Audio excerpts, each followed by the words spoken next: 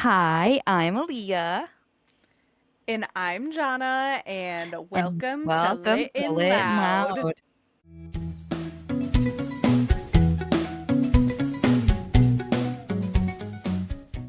I'm not home.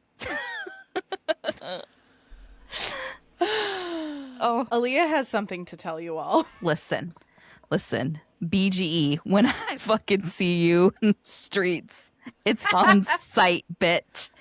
No, it's really not BGE's fault. It's really the tree that fell on our power lines. We had a bad storm, so my family of six, three cats, one dogs, two humans, were staying in a studio hotel room, which is honestly probably one of the nicest hotels I've ever stayed in.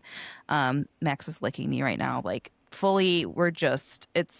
We're suffering in this tight space, but in like a luxurious kind of way. So I can't complain fully. Like it could be like a Holiday Inn, but it's not, you know? Right, But right. yes, this hotel is incredible. They're so nice. Shout out the Revival Hotel in Baltimore. It's black owned. You can tell there are so many details that I'm like, this wouldn't have been clocked by a white person. So I love it. But yes, we will come back on better terms. The room is beautiful, but just not with four animals in it. Yeah, I'm amazed that they allowed your whole team in there, but thankful. I walked in there, I was like prepared to be someone else. You know, I was like, this is our only option. And we just Yeah, drove 40 minutes with my right. animals in the heat. And they were like, oh, yeah, throw all their names on there. They made you like put down some information about them, but they were like, no questions asked. There are a million dogs in this hotel. Like, there's so many Oh, gay I'm people sure. with dogs here. I feel very comfortable. This is a very comfortable space for me. Oh, yeah. So, Aaliyah is 48 hours without power.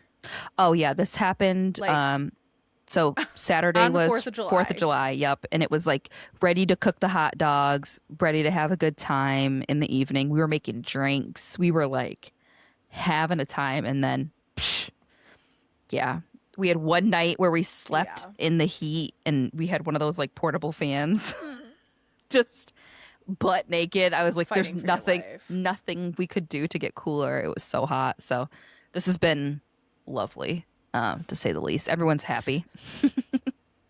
Yeah, yeah, I'm Just happy that you were tired. able to do that because I in know. the trenches over there. Well, how are you? Well, I'm fine.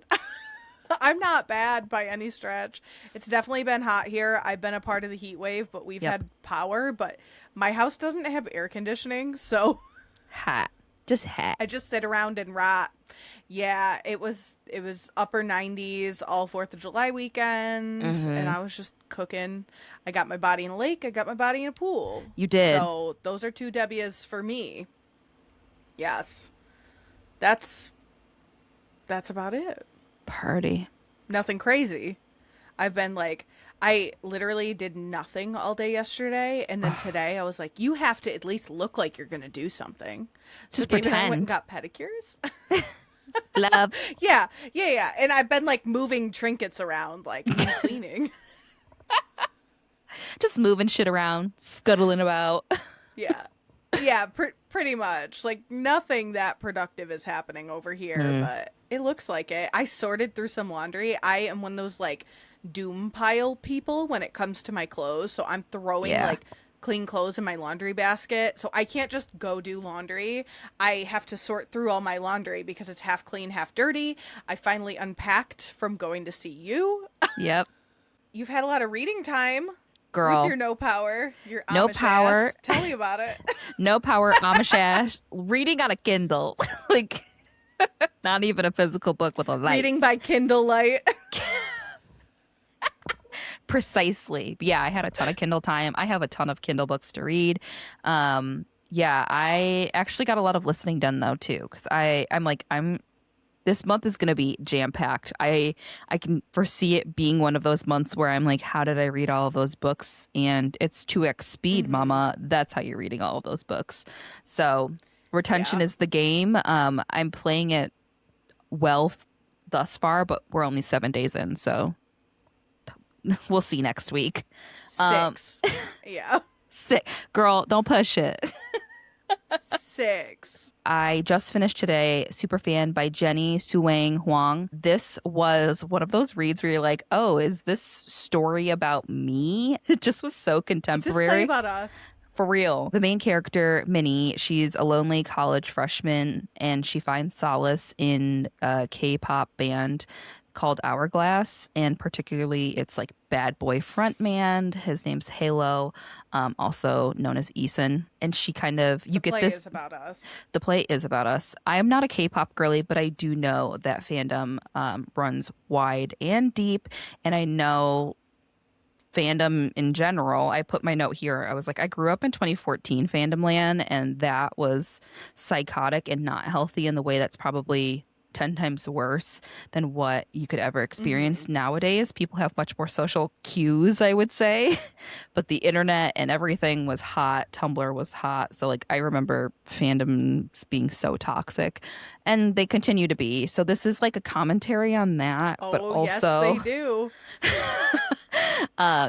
this is a commentary on that, and like the big theme was like what people will go through to assimilate and like not feel lonely in this world. And you have these two point of views. So you get Minnie's point of view as a fan of this K-pop band, but then you also get the POV of Eason, who she's obsessed with in the band, and you get like his backstory. And there are a lot of like cultural things that come to play here, a lot of like Asian American experience that was really interesting to read about. And I just loved how this tied into like how deep this culture is, especially around the K-pop folks. I felt like everything was pretty spot on. This felt like it was written by someone who is a fangirl. I haven't gotten too deep like into interviews, but I really want to like know about this writing process and what Jenny kind of pulled from. The commentary on the consumption too of like fandom was really spot on, which that's the part I was like, oh damn. And how like it was like flip side, like you're looking at it from this view of a K-pop star who's being basically abused, but also has this like tortured, traumatic past that they're trying to escape from. And it tells you like, it gives you like a look into the machine too of like K-pop turnover. It's just such a huge industry, and this is like beyond my knowledge base. I need to have like my sister on who could be a fucking expert in this. Like, but this is like beyond my scope, but it is so interesting to say the least. The only thing I have, I thought this was going to be one of those like weird girl lit fics. It is in a way that's like, it's very dramatic and messy, and it was in some ways, but it was really raw and honest. And I think it leaned more in that direction to shine the light instead of being like shock factor. Yeah. But I wanted mess because that's who I am. But I did enjoy it. Right. I really did enjoy We this one. love the chaos. That sounds very interesting. Yeah, get your hands on it. It was published, I think, 2 months ago or this past month. So it's pretty fresh. The second read that I finished was Last Night Was Killer, which was an arc by Mary Pauline Lowry. This was funny, rom-com, camp, silly, goofy dialogue. It's a mystery novel. It's about this single mom, Tilly, who wakes up after a night out with a dead man in her trunk after she went out with her new pole dancing friends. And it just kind of deals with like motherhood and single parenthood and grief. And like, this book was hilarious. It leans so funny where it's like there were a lot of heavy moments in this and heavy subject matter, but it completely rocked my world.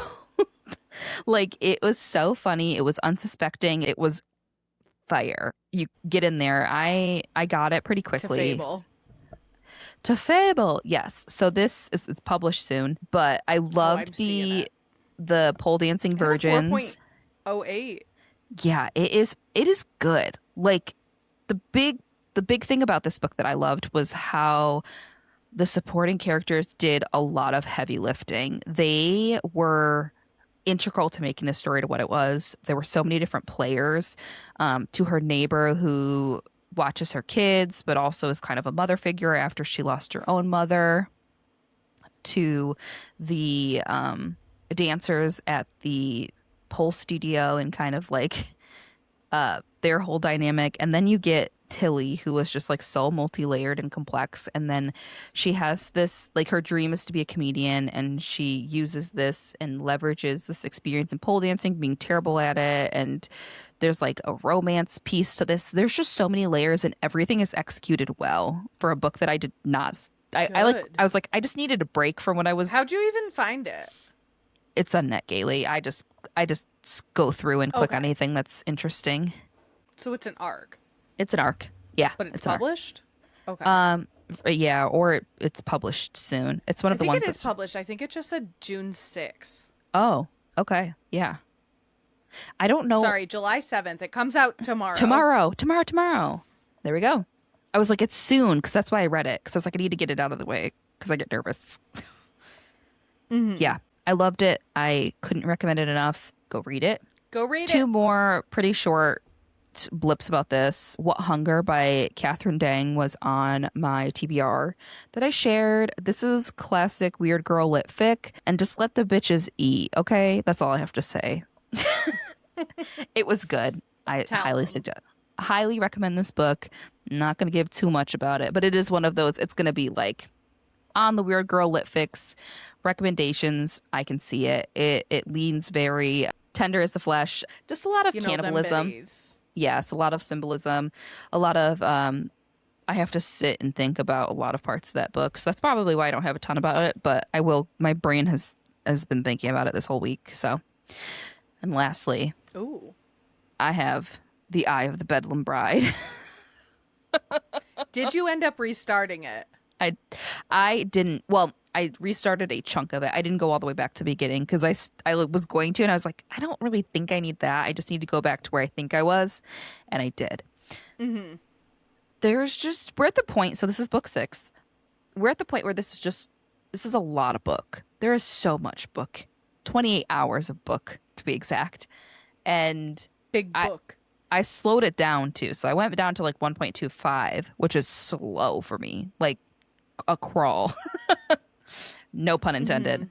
And I was able to absorb it better. A lot happens on this level, and there is a lot of behind the scenes. And I don't want. Have you read this Bedlam? Have you read Bedlam Bride yet? I have not. Okay, I'm not gonna. I figured as Carl's much. on pause over here. And I'm gonna need to pause before I get into 7 and 8.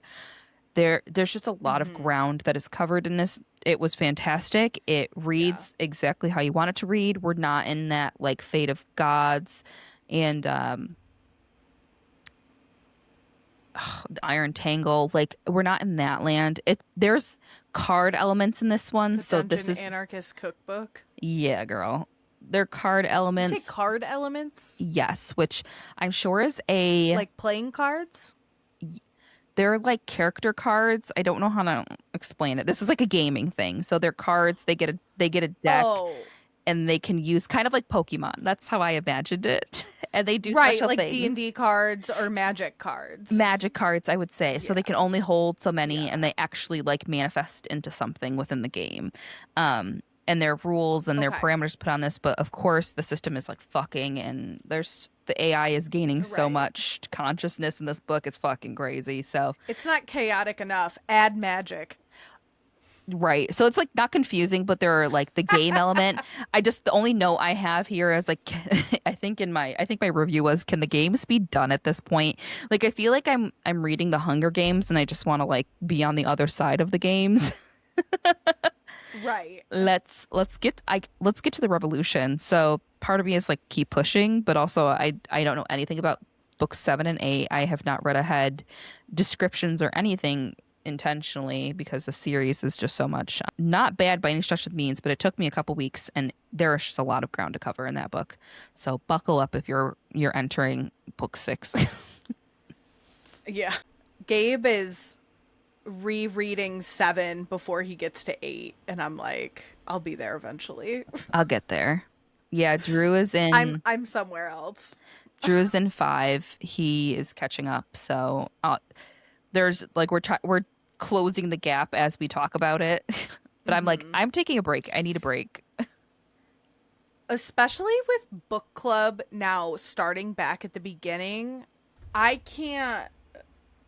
I can't read 6 right now and then read 2 next week. I would I not am read. just I would not read 6 because then, like, there's so much that I keep doing to Drew. I keep spoiling things. I'm like, you know that person, duh. Like, because they're introduced so right. seamlessly, and then you have the.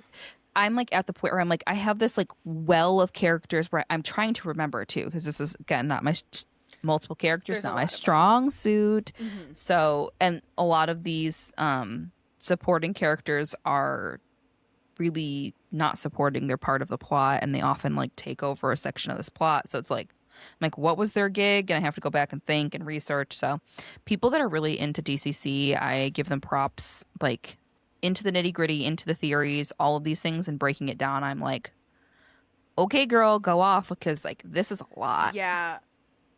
I honestly find that it helps me to Google fan art a lot to Yeah, visualize the character, I because do then that we're too. like building the character Hmm. out and I can actually see someone. So, but Yes. yeah, I'm going to have to read 2 for book club on the 19th, Hmm. and I don't have the capacity right now. I can definitely read 2 by then, but I can't listen to 6 and 2 No, it's so much. And so read what you're much. currently reading too. Yeah, I'm in the trenches. Yeah, tell us about the trenches. Yeah, so I finished the Vampire Lestat, and I have no notes but 2 quotes. First, I have to tell you that Baby Jenks that we meet, that Mary's killer, is actually a 14-year-old that is turned by killer because she's dying from having a back alley abortion. These There books was are something so sick. deeply fucked up about Anne Rice. What is Anne Rice going through? Oh my God. Did you see that thing I sent you about her daughter dying? And like her daughter was always Claudia and Louis was her, and she's Yes. never written from Louis's point of view again? Yeah, yeah, mama. Context.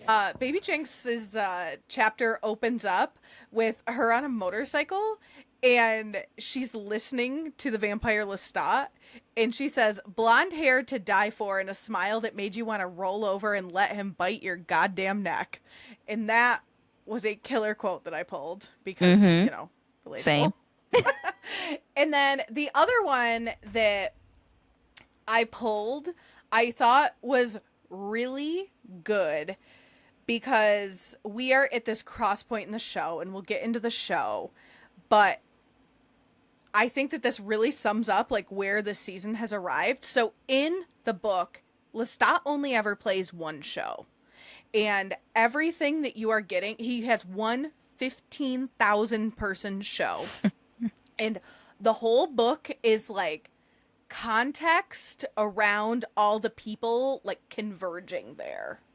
And there's only like, a tiny bit of the front and a tiny bit of the back of the book that is modern day Lestat getting ready for that show.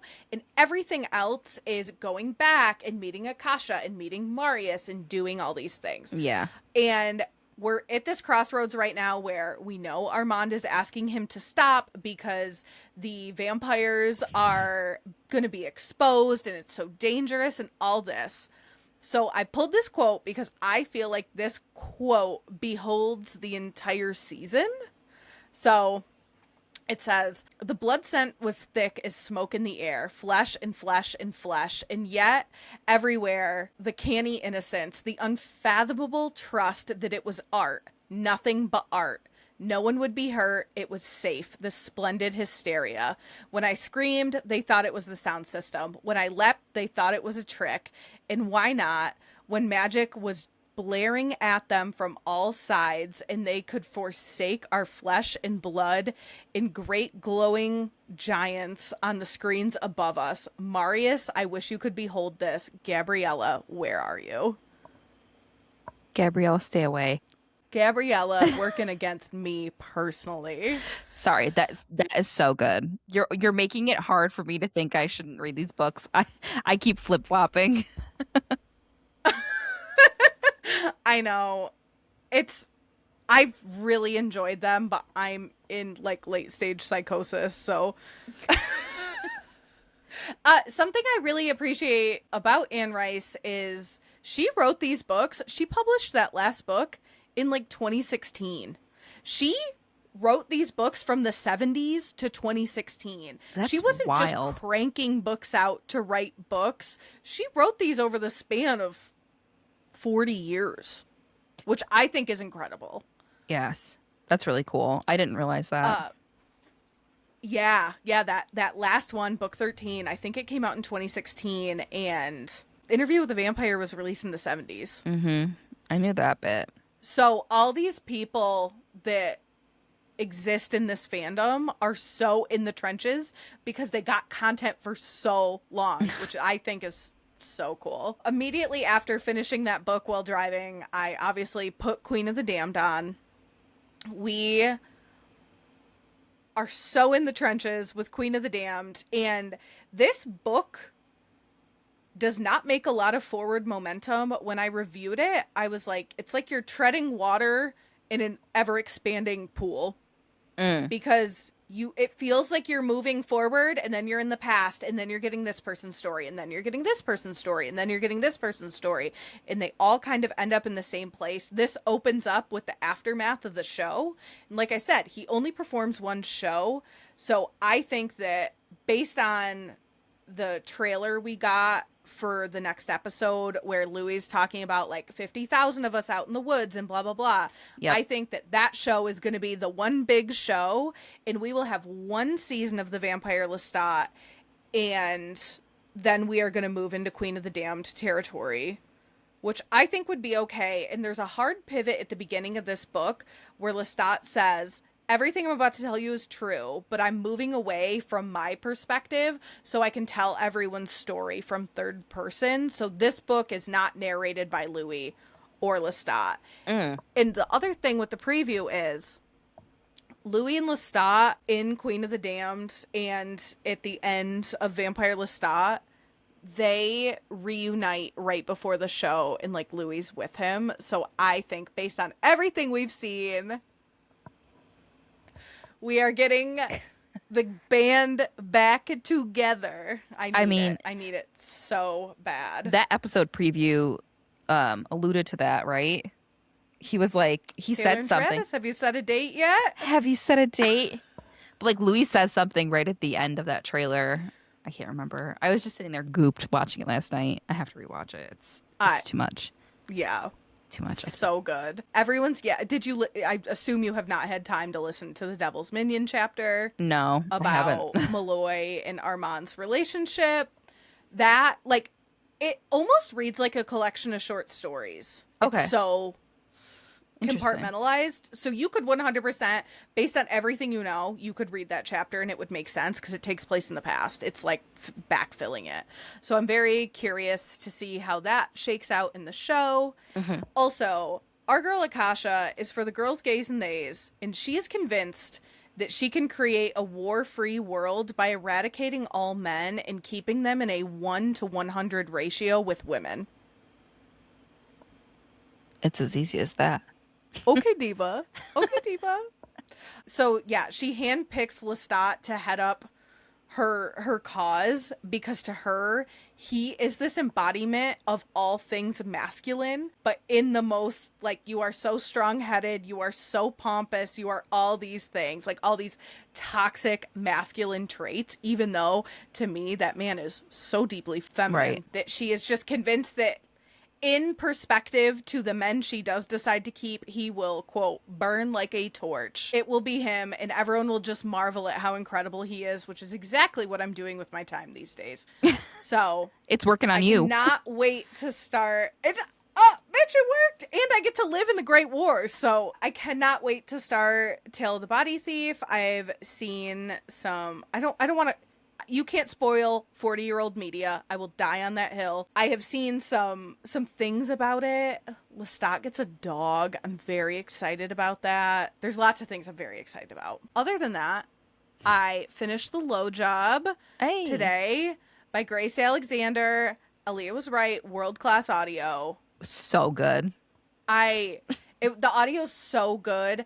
I liked the story, but didn't love it.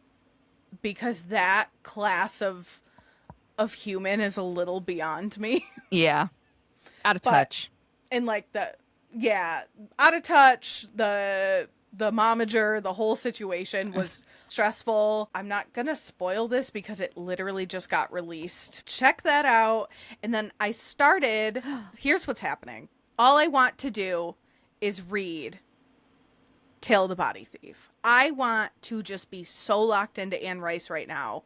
That's my truth. But I have loans expiring. I have authors to interview. I have things happening. So I'm like, read the other books. Anne Rice has been here for so long and she will continue to be here. And I know I am already so sad that we only have 2 episodes of the show left. So I will continue to feast on these books. I need to calm down. So I started Dungeons and Drama by Kristy Boyce, and within the first 10 minutes, our main character walks into a store and says, "The store is dim and quiet." And I laughed out loud because welcome to the Dim and Quiet podcast, ladies and gentlemen. The dim and quiet. So I'm only like an hour into it, and the initial setup is we meet our main character, whose name I did not internalize yet because I just started it, but she stole her mom's vehicle, divorced parents, stole her mom's vehicle, and her and her best friend drove to the next city over. She does not have a driver's license. Naturally.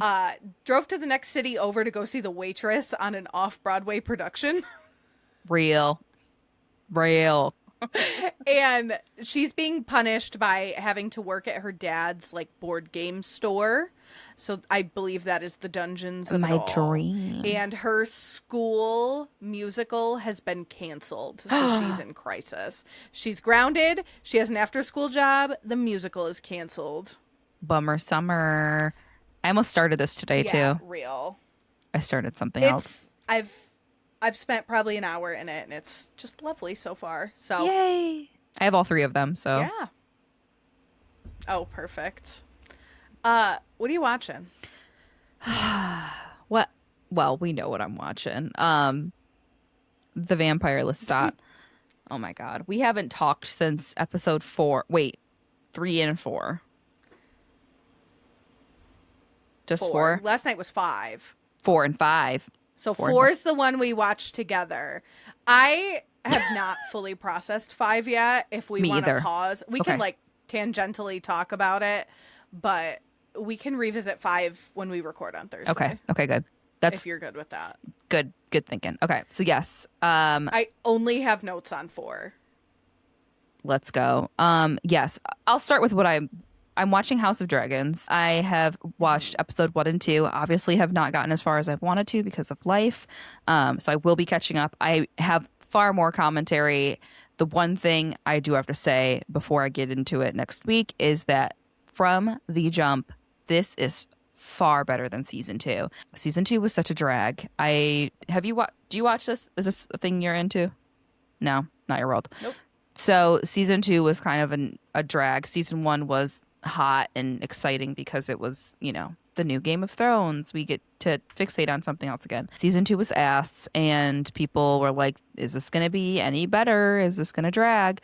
And it is not dragging. It is dragging my ass. I am already stressed and overwhelmed and sad. Big thing happens episode 2, like wild shit. So we'll see. I'm sure I'll have more thoughts. I've seen some spoilers for episode 3, obviously, but not episode 4 yet because it just came out. So my goal is to catch up tonight and have really coherent notes for you. Okay, now on to the Vampire Lestat.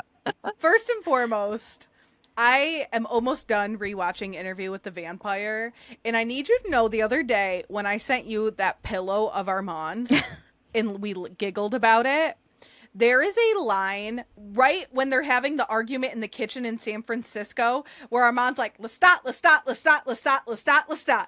That one, which is what it's like to live in my house right now, just so everyone knows. Louis looks at Armand and says, being with you is like suffocation by the world's softest, beigest pillow. And I need you to scroll down in your notes and look at the pillow because that is 100% why that pillow exists. Is beige.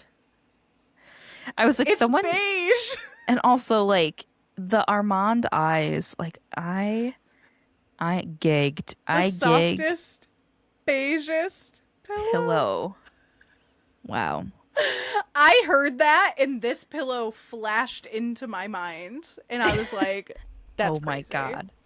Here's my notes in order. And I quote, because you are a fuck cloud, Armand. It's your nature. Be who you are, but be it on the other side of the moon. Or kill yourself. Was the craziest quote while Armand is literally looking at his dick. Literally.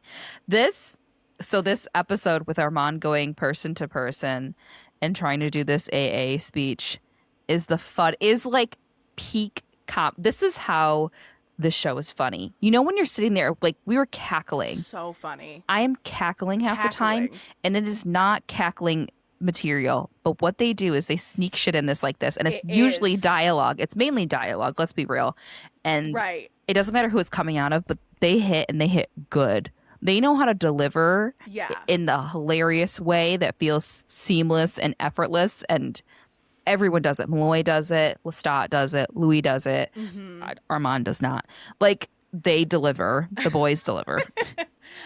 I saw an interview and Sam Reed was like, this season's funny, but I've always thought this show was funny because the dialogue is funny. It is. I think that's 100% accurate. It's people stitching all of Lestat's moments where he's just having this one I sent you today, the outbursts. I bet. Like, literally screaming. No, thank you. Like, that is so objectively hilarious. I don't know. I understand this is like who he is. So, a diva, not a monster. He's so funny. Like, from the bottom of my heart, hilarious. But yes, the fuck cloud quote, like, be who you are, but be it on the other side of the moon. I did want to point out the direct contrast from Lestat looking at Louis right before he turns him and saying, be all the beautiful things you are and be them without apology for all eternity. Choke me. Because we know that Armand feels so jilted by Lestat. Yep. And Lestat gave all his love to Louis, who I think they're gonna circle back around to each other. But we know that Louis never was able to love Lestat in a way that, after rewatching these seasons, like, it was never reciprocated. I feel like they thought it was going to be reciprocated, but he was so fucked up by being turned that he could never move past that. He always felt like he was robbed in that whole thing. And even if he wanted to love Lestat, it was so tainted. Yeah, and like, there's this level of how much life, I know this is not true to the books, but how much life that Lestat has lived before Louis as a vampire. So there's this, hey, look at, we're happy, this has fixed everything. Louis turning is him still searching for that feeling, still searching for that purpose. And like, this is like his big thing. He does it with people. He does it with Claudia. He does it with Lestat. He does it with his family. Like, there are so many levels of this for Louis. The mirror of Lestat experiencing the same thing, but also just at this point where he just wants to feel loved in the way that he feels like he deserves, and he is looked for all this time and sees a piece of that happening with Louis, is like, let's get this going. Like, I did the hard thing. Like, let's start our lives. We should be happy. Claudia gets thrown in the mix. He's pissed. So like, I feel like it's always roadblocks for Lestat, and Louis is like literally trying to grapple with his own purpose and his own humanity and all of these things. And Lestat's like, what the fuck ever? Like, please, let's just be gay and be happy. And toxic. The messiest couple, you know. That. And I love them for it. The messiest couple, you know, is two men, and they're immortal. Also, in that shower scene, Lestat cutting Armand off when Armand's like, you letting Louis think that I saved him was a testament to your character, and Lestat immediately being like, no, it wasn't. No. I knew it'd make you crazy. I knew Louis would find out, and I knew this would tear the two of you apart. I did it on purpose. A petty bitch in the long game. That's my man. He was like, get it right. Man. I love him. Incredible work. And just the everlasting crash out, like after episode 3, when we got the loneliness and we got all those people leaving, I was like, oh, we're gonna have this beautiful arc of growth. No We have Nikki back in the most fierce way. The crash out of all crash outs is actually what's happening, and it's getting worse. And then Malloy and Armand have their conversation, which they do. Is really important for those devil minion bitches, which you'll have to get in that. I did see that. But what Malloy says to Armand is, you ended my life in a jet over Jersey. You couldn't even wait till we were in New York City. And that is, by the book, how Armand turns him in a private jet. Because Armand in the book is like a fucking iPad kid. He is renting out apartments in New York specifically to fill with technology because he's obsessed with it, which is crazy. So he has all these jets, all this lavish lifestyle, all these things going on. And he turns Malloy because Malloy's dying. Mm-hmm. He has fallen to alcoholism and this really rich lifestyle. So him saying that he was turned in a jet over Jersey implies that they had this love affair for 12 years. I understand where we are right now. We're kind of aware that didn't happen because the timeline doesn't make sense. Yeah. Because we have Armand admitting to following him for 52 years and this whole thing. But I'm wondering if they had a flashbang of a romance over a couple of years before he turned him, because we are a couple years in the past, because season 1 took place in 2022 and now it's 2025. So we do have 3 years of question marks there. I was going to say, like, how many years from the initial interview? From the first one or the Dubai one? No, the Dubai one. That's what I was saying. 3 years. 3 years. Yeah, that's so confusing. I'm wondering if they had any time, but Malloy feels really like he left. But I believe he does just leave him after he turns him. What is he? Malloy's immortal while their relationship happens in the book. So what is he alluding to with the 52 years then? What's the 52 year? 52 years since the first interview in San Francisco. Okay, that's what we're saying. Okay, cool. That's what I thought. I was like, what is he saying then? Very curious to see where that goes and how they explain it, because these are two very different things. And I'm kind of glad, like, the show's kind of tainted for hardcore book lovers, but I'm very into these two separate things happening within my brain and trying to piece them together. And I feel like the vibe's pretty accurate. The last little bit I have about this is, apparently Sam Reed said that he wanted no glitter as they continued to cake glitter on him.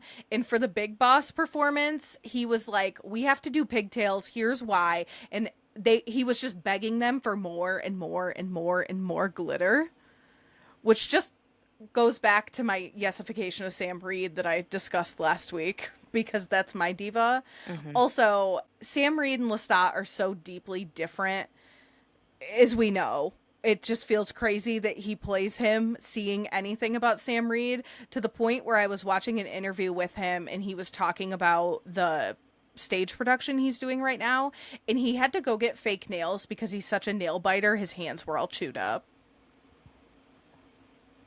That's my little diva. Sam Reed. Aw. He's just a guy. It's very similar to Connor's story and, like, meeting him and, like, oh, you're not this character at all. Now he's, like, you know, he's living in his oats. He's feeling this and it's gig. Also the scratch that and reverse it of Shane and Hudson. Yes. It feels very, like, polar opposite, which I love.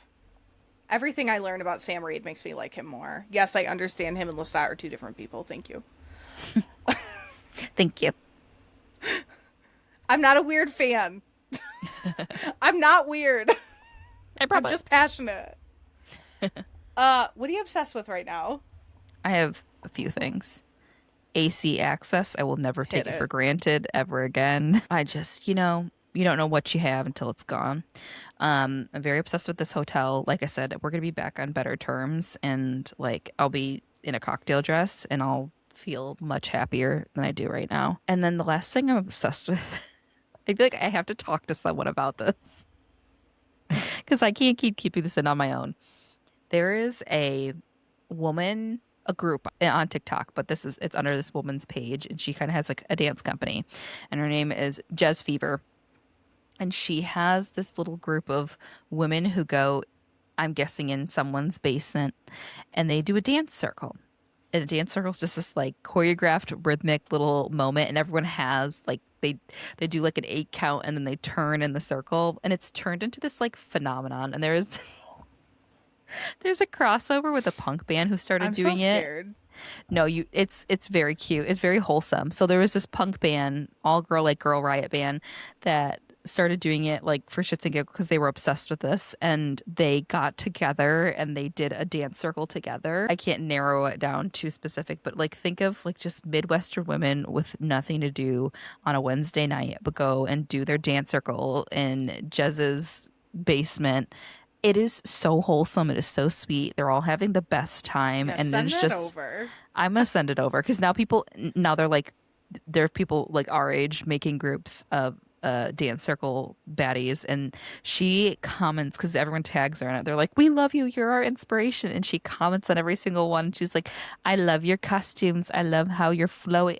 She's just so sweet, and like I just think about this woman who is just so passionate about this little thing that she does, and I'm like, "That's us." Right. And she like truly built the community that she wanted. Yes. And I'm sure they're just of like a bunch of, I want to know their story, honestly. But in my head, they're a bunch of like lifelong friends and they live on the same street and they do the dance circle on Wednesday nights in her Right. basement. So, yes. What are you obsessed with? I am obsessed. I know you can see my note. I can see you now. I'm not going to say that out loud. No. I am obsessed with that. I am obsessed with the mail day I had. Good mail day. Let's see it. Well, good mail day on this front. Ooh. So, Hold Me Like a Grudge has come in. She is glorious. Too pretty. The artwork on this goes so deeply crazy.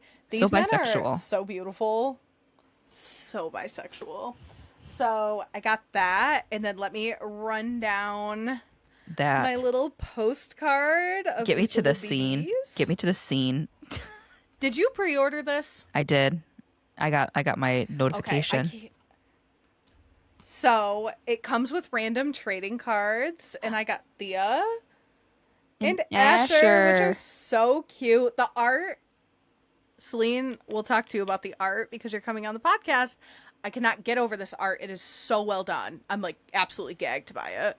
Period. And then my little author nameplate that's holographic. Cute. Oh, it's so cute. Oh, I love the back. Incredible. Oh, yeah. Shout out Always Here bookstore in Portland. Yeah. In Portland. Clear owned. Because this absolutely ate for a pre-order. And then the second thing I got was this beautiful edition of House of Rayne by Harley LaRue. This is the soft cover, the paperback. The sprayed edges are so good. There's art in here.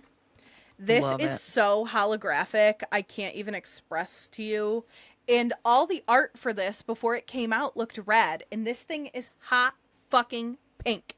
It Hot is. pink. It looks so It's red. so good.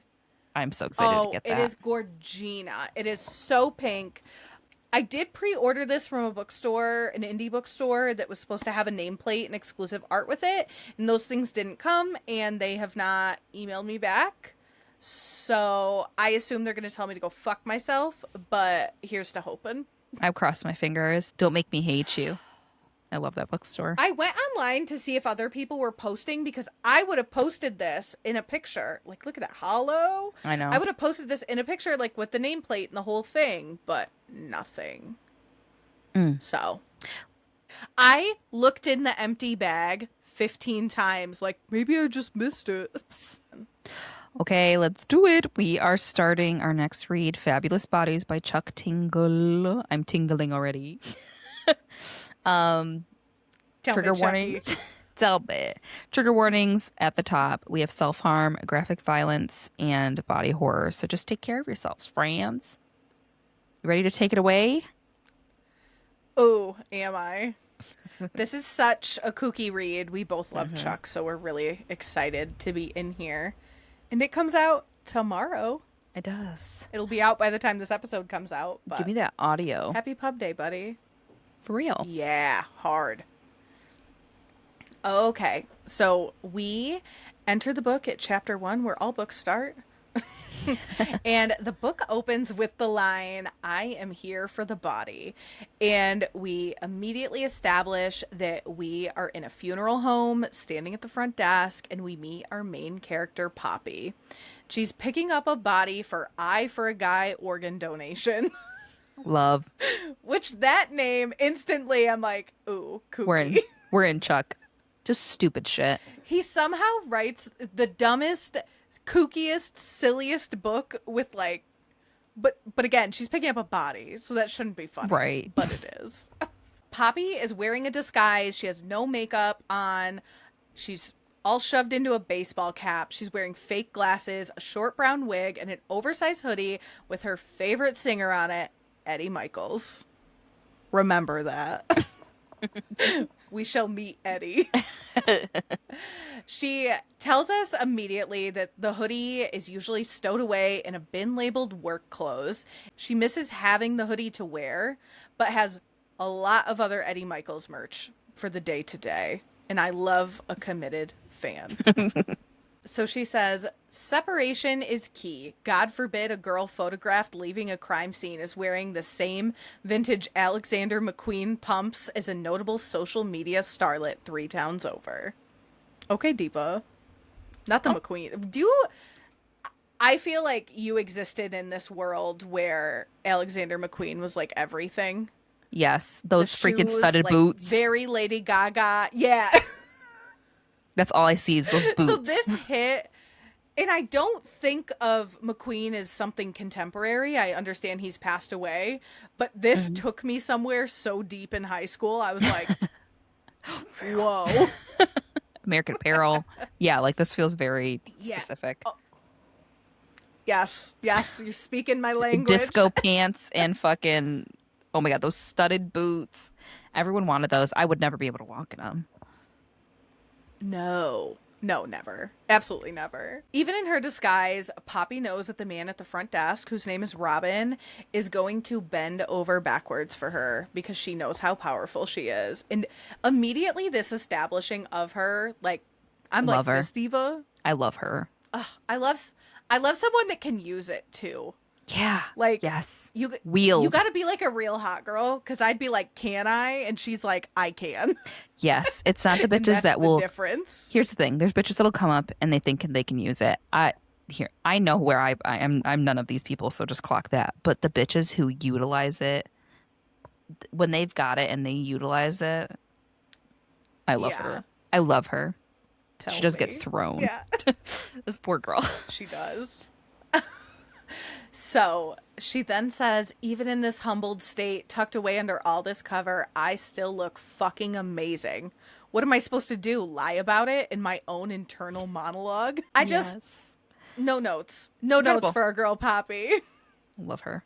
And she says, it was luck that brought me here, not skill. If I ever met my biological parents, I'll be forced to hand over this Best in Show trophy to their phenomenal genes. A body is just a body, and my body happens to be one that people enjoy. Love the honesty. Utilizing it. Love that she knows, and she's taking it and running. Yes. And we quickly find out that she's right. He makes eye contact with her and immediately changes his tone. He asks who she's there for. She says, Tyler Fleming. He says that a donation service isn't scheduled for him, but Poppy has power. Yes. And the issue here is that people like me, or people like the woman I'm pretending to be, can be reckless with their work. Time is usually an issue when it comes to organ donation, which means that the cadaver is sometimes returned for a funeral in, well, less than stellar shape. Typically, donation services don't spring for a fresh new body bag, dropping off a sloppy, blood-splattered cocoon of plastic that some poor mortician is forced to make presentable. So we immediately know she's in this. This is not her first rodeo, likely not even her second. She is picking this body up. She decides to kind of play him and tells him that, oh, sometimes you don't hit save on the computer at the right time and it erases the notes for the body donation. And he's like, who are you and why do you know this? And she's like, oh, well, I've been here before. She does mention she's been there before in different wigs. Clock it. Her internal monologue in this is so beautiful. She's just like, I'm selling sex to this guy. She's selling sex to a man working the front desk at a funeral home at 11 p.m. Yes, mama. Doesn't matter where. Dish it. Okay, diva. Yeah. And she's absolutely nailing it.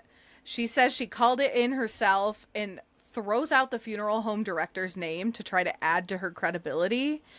And he's like, actually, now that you brought her up, I should call her. And she's like, you don't want to call her at home and disrupt her day. It's 11 o'clock at night. Just listen. And then to add on to the chutzpah of the lie, she tells him that there's a 4-year-old that will be blind by morning if she doesn't pick up this body. And like, who are you to say no? Right? Like, I don't want to be the guy in the way. I'm no one. I'd be like, yeah, take it. Right. Pretty lady. Take it, hot lady. Whatever you need.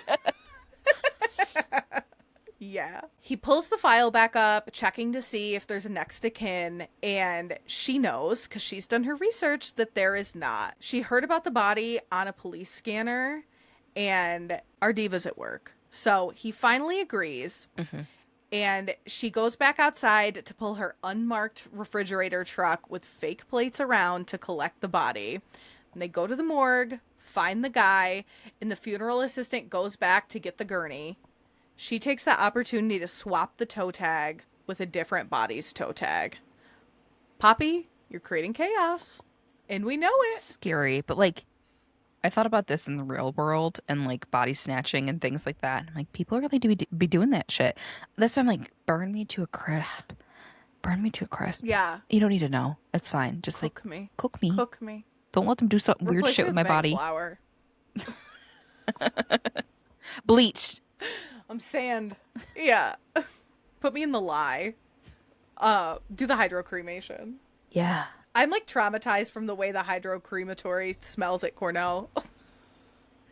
It's too much. I don't think I've ever smelled it. Does it smell? Is there? It's just like wet and soupy and like no animally and funky. And then they literally give you back what looks like a bag of flour, and you're like, ah, yes, my animal.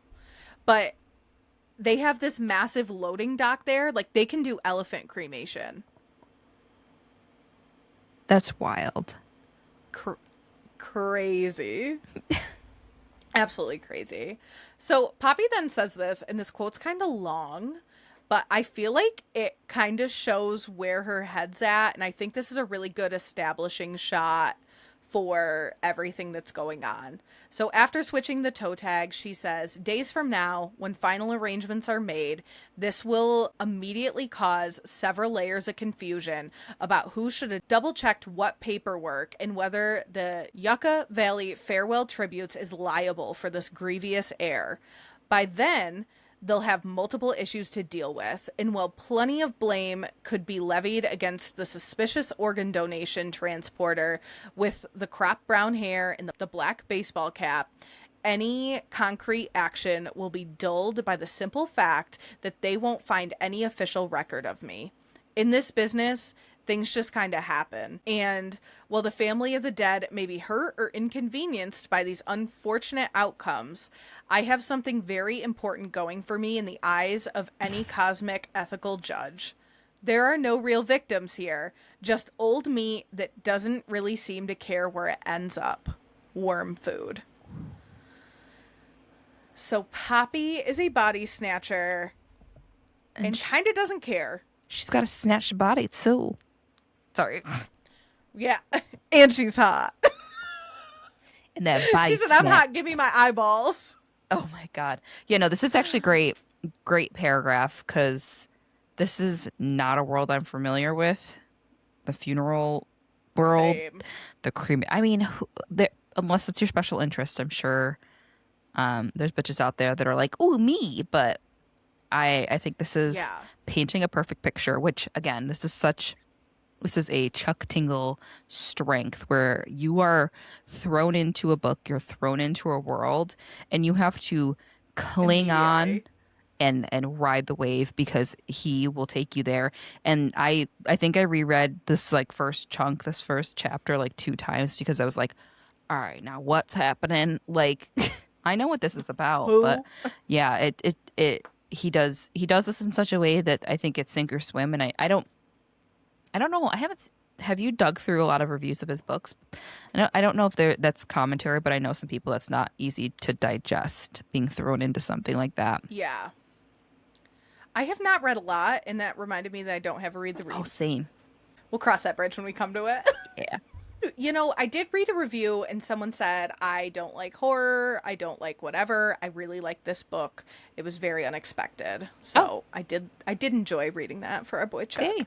Back to Robin and Poppy. They lift the body onto the gurney that he brings over and they wheel him to the truck. And when they open up the truck, another body falls off its shelf. And Robin screams when this happens. And Poppy acknowledges that she's been meaning to make upgrades to the truck, and the hardest part of this for her is pretending she even cares that the body fell because she knows where these bodies are going. Mm-hmm. And Robin is frantic because in the funeral home business, this would not be something that was okay. They respect the bodies. They're prepping them. And Poppy's just like, throw it back up there. And she even acknowledges the body's very damaged. Oh, from this fall. Yeah. And this is, again, this description, too, that we get of this face and the plastic and the blood and, like, the type of Mm-hmm. So, and because she says, yeah, and she says, like, as a person, your reflex is to put your hands up, but when you're a dead body, like, taking that impact, because there's no break is crazy. So Robin offers to let her come back in and call the family of the body that fell from the shelf. But she says she'll do it on the drive. They load up Tyler, and off she goes. Bye. Bye. And she's driving into the night, and she starts to make a call, but it's certainly not to the family members of this woman that has fallen. It is to her friend Noah. And she immediately asks Noah to talk to her daughter, so we find out that Poppy has a child.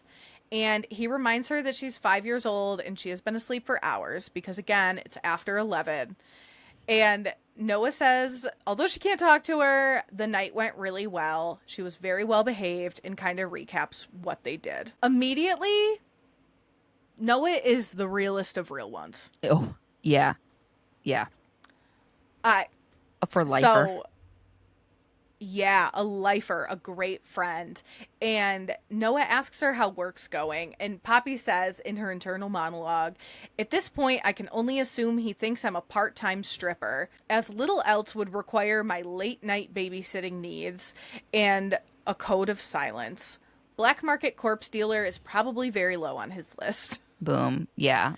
Because Poppy's leaving for hours at a time in the middle of the night, just like, hey, can you watch my kid? And he's a real one for watching someone's kid overnight, stress. To not ask questions. And to not ask questions. To not just know. Be like, oh, I'd figure it out. Presented without commentary. I'm a digger. This Maybe. Crazy. Noah is also a real one for Poppy being so comfortable leaving her daughter with a man. Yeah. That alone. In her internal monologue, we further learn that she's taking these bodies to a gun club in the middle of nowhere, Nevada, where they will likely be practicing shooting with real dead bodies, which is crazy behavior. I hated this visual. I hated this so much. I was like, oh. Same. Sickos. So you're saying sickos. Yuck. But, like, this might be happening somewhere. Probably is. Let's be real. Probably is. Whatever's conjured in books and shit and media is like child's play compared to what actually is happening, which I can imagine is a million times worse. Yeah. So she asks Noah if Poppy isn't back by morning, can he take her daughter to school? And he says he has to work, and then immediately rolls it back and is like, you know what? I'll figure it out. Doesn't feel great. Poppy, maybe you're not the best friend, but Noah is. Yeah. But she's hot. But she's hot. It's okay. She's sway. Right. And they hang up. Poppy's still driving through the night, and the music is hitting. Oh, yeah. A night drive through the desert with a good playlist. Ooh. I love a night drive. Oh, yeah. Dreams by Fleetwood Mac comes on. Literally. That instantly, I was like, vibe. Yes. And the other thing is, this directly connects this with You Won't Forget Me. I know. I was like, ooh, Look at this. We always are connected. Yeah, we cannot stay away from the connected books, which just made me We laugh. cannot stay away. We should see how we're connected. We should like put this together at the end of a year and see how, because every book and every way. Yes. I think in my Kindle notes I said clocked. Like they know. In the next, like the last two books, the last book we read and this book are so different from the other things Yes. we've read, and somehow they're still directly connected to all of it. Good for us. Good for us. We're staying true to ourselves. So, Dreams by Fleetwood Mac ends, and the next song comes on, and it is by Eddie Michaels, The Man from Her Sweatshirt. When the song comes on by surprise and just hits, oh boy, does it hit. She describes Eddie as a rock and roll legend, piano balladeer, and America's iconic answer to Elton John. Some people might give that title to Billy Joel, because that's exactly where my brain went to. Yep. I was like, oh, Billy Joel. Some people might give that title to Billy Joel, but they'd be incorrect. The flashy, fun, and downright flirty queerness of Eddie Michaels is the real thread that tethers the two icons together. Eddie also happens to be the greatest musician of all time. Do you personally have any idea who you would relate this to? This is white Because people I music just picture territory. him as Elton John. He's just Elton John in my head, yeah. The whole time. Same. He's 100% just Elton John. Even though he is not Elton John, I'm like, that's Elton John. Right. Well, she says that That's here, funny. but it is Elton John in my head. I couldn't imagine anyone else. Like the flashy, the sequins we get to see later, like we're like Right. The glasses. the glasses. Like I know who this Elton is. John. Yeah, we know him. Poppy drives into the night and drops the bodies off at the gun club. And as she's leaving, she sees them shoving a wedding dress on one of the bodies. That made me so ill because, of course, a gun club's shooting a bride. Yep. Of course, they're That was, shooting like, a so woman deranged. in wedding garb. Crazy shit. Yeah. That was like the last sentence of this Crazy. chapter, and it was like just plopped right there. Like, okay, and now I'm moving on again. Another Chuck Tingle Yeah, move. they are. Right. And the book's moving on too, because we now enter, it's hard stop, and we enter chapter 2. And Poppy is in her room filming content, which, as Crazy to people pivot. that film content, cringy. It always is, and it always will be. It always is. So she's filming content trying to dress up an outfit with a hat. Okay, Diva. Real? This is such deep influencer content too. Mm-hmm. So mid-take, her daughter, who we find out is named Marlo, yells, "Mom!" and asks her to come outside and see something. And this scene, I could hear it in my head. Oh yeah. You know? Mom! And Poppy tells her 1 minute. She tries to take the clip again, and Marlo yells again. And Poppy just gives up on making the video.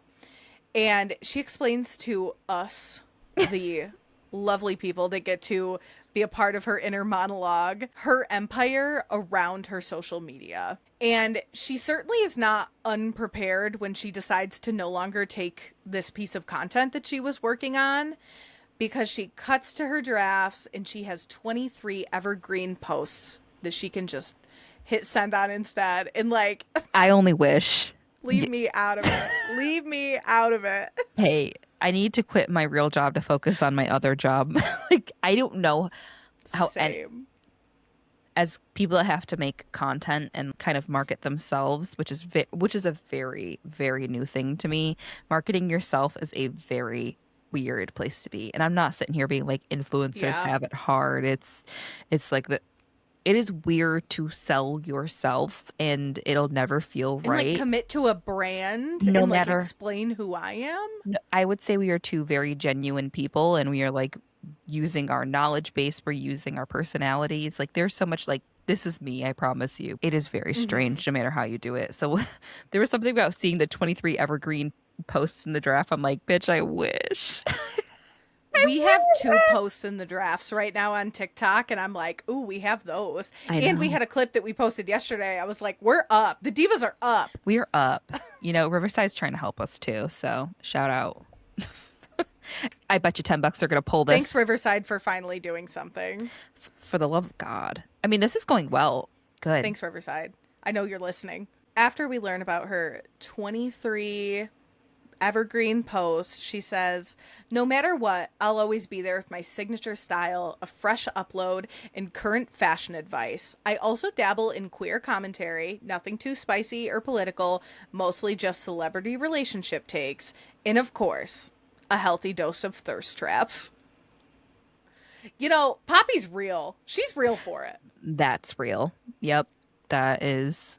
This is so stark, though, from, like, the opening chapter 1 meeting Poppy in this, like, incognito. Yes. She's in her disguise here. And, like, watching her enter this, like, be this other human here and a content creator and, like, sharing, like, it's so... The dichotomy of that, her being undercover and also, like, being an influencer is just nuts.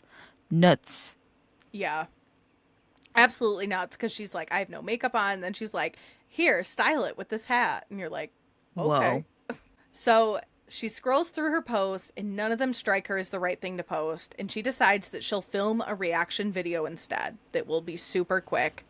And she swipes to her For You page, and the first video she sees says, Eddie Michaels dead at 68. She starts to panic. Rightfully so. We all have celebrities we love and parasocial relationships with them. Even if we don't act on our weird things, like there are celebrities that will die that we will all be affected by. Yes. It's the reality of the situation. She's panicking. Marlo calls out again, trying to get her outside. And Poppy is just scrolling through videos, and she sees that he died, leaving a charity brunch. And obviously, because morbid curiosity, she clicks on the video of him dying. And in the video, he's walking down the flight of stairs in a gold jumpsuit towards fans. And he makes it to the sidewalk and greets the fans. But the vibe of the crowd quickly turns. They go from screaming because they're excited to screaming because they are terrified. And a car ramps up onto the sidewalk and hits Eddie, quote, in a sparkling mess of blood and sequins. That's how I want to go out. In a sparkling mess of blood and sequins. But also, you want to circle this around to everything. This is Lestat's shooting. It is. Poppy continues to scroll, and she is really struggling to come to terms with this happening. And she is just overcome by grief. She's sobbing. And as she is sobbing, because our girl never stops the hustle, she pulls out her phone to take a selfie to post on Instagram. That was me today. I was like, I'm going up this elevator. It's very aesthetic. I need to get my phone out and take it. I am content brain rot. I get this.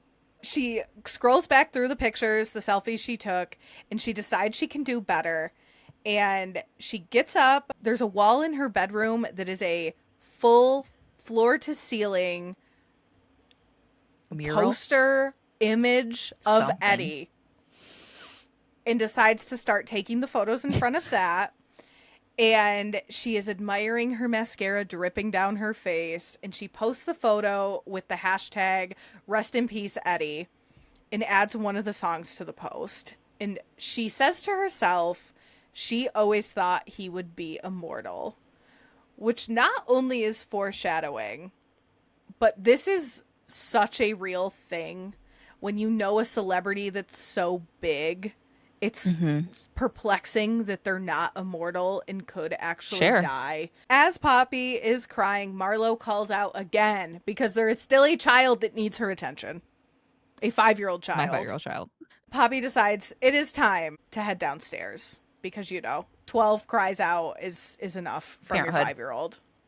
Let's get into the nitty-gritty of this home because this is also a world-class showcase on Chuck's writing. Our house is big, and its size is made even more apparent thanks to the sprawling single-story architecture. The ceilings are high, and the tile floors shine with luxurious brilliance. Like my bedroom, every square inch of this place is decorated with equal parts mid-century charm and kitschy flair. In the living room, a giant pink statue of David sits on my white marble coffee table, and behind it hangs a colorful print in the style of Andy Warhol, a large portrait of Stevie Nicks' face in 4 different sets of bold color. It's fun, high and lowbrow, blended together and infused with my own personal style. It's more than just fun. It's aspirational. I've opted for a lifestyle brand that's fairly universal, a beautiful queer woman basking in the glow of youth and success. Sure, there's a lot of people already riding this train, but the difference between me and them is simple. I work harder. I am also better looking. Poppy T. She knows. Also, I can envision this house, and it is very influencer house, like very empty. But like the big weird shit in there, the giant art pieces that are the really shiny shitty floors. Yes. Yep. Yes, you can see the whole thing. And Poppy makes it outside to Marlo, who is fresh out of the pool. She's 5 years old and should not be swimming by herself, so jot that down. Yeah. I just realized that. That's crazy. They start talking, and it immediately becomes apparent that Marlo is sick of all the time that Poppy spends on her phone making content.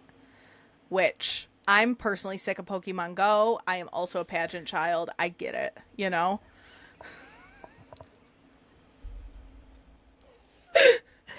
That was funny. Upon hearing this, Poppy snaps back and tells Marlo that this is how the bills get paid, which... Ooh, this was rough to, like... Right. It's hard because a work from home job while ignoring your kid, I don't not want to call influencing a job, but, like, if she was working from home and in a Zoom call, she wouldn't be available to her either. But 5's really young to leave your kid this unattended. Yeah, I was going to say, we don't have anyone here with her.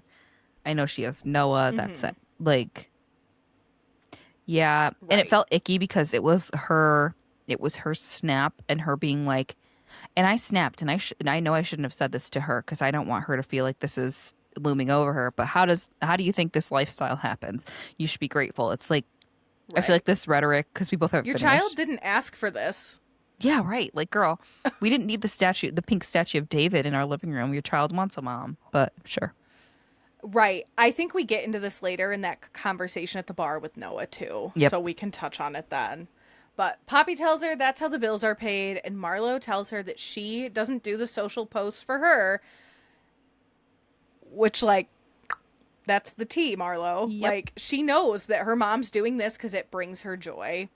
And as she's saying this, Poppy thinks about the real work she's doing to make all this money, which is moving corpses and stealing bodies. She's like, you have no idea, girl.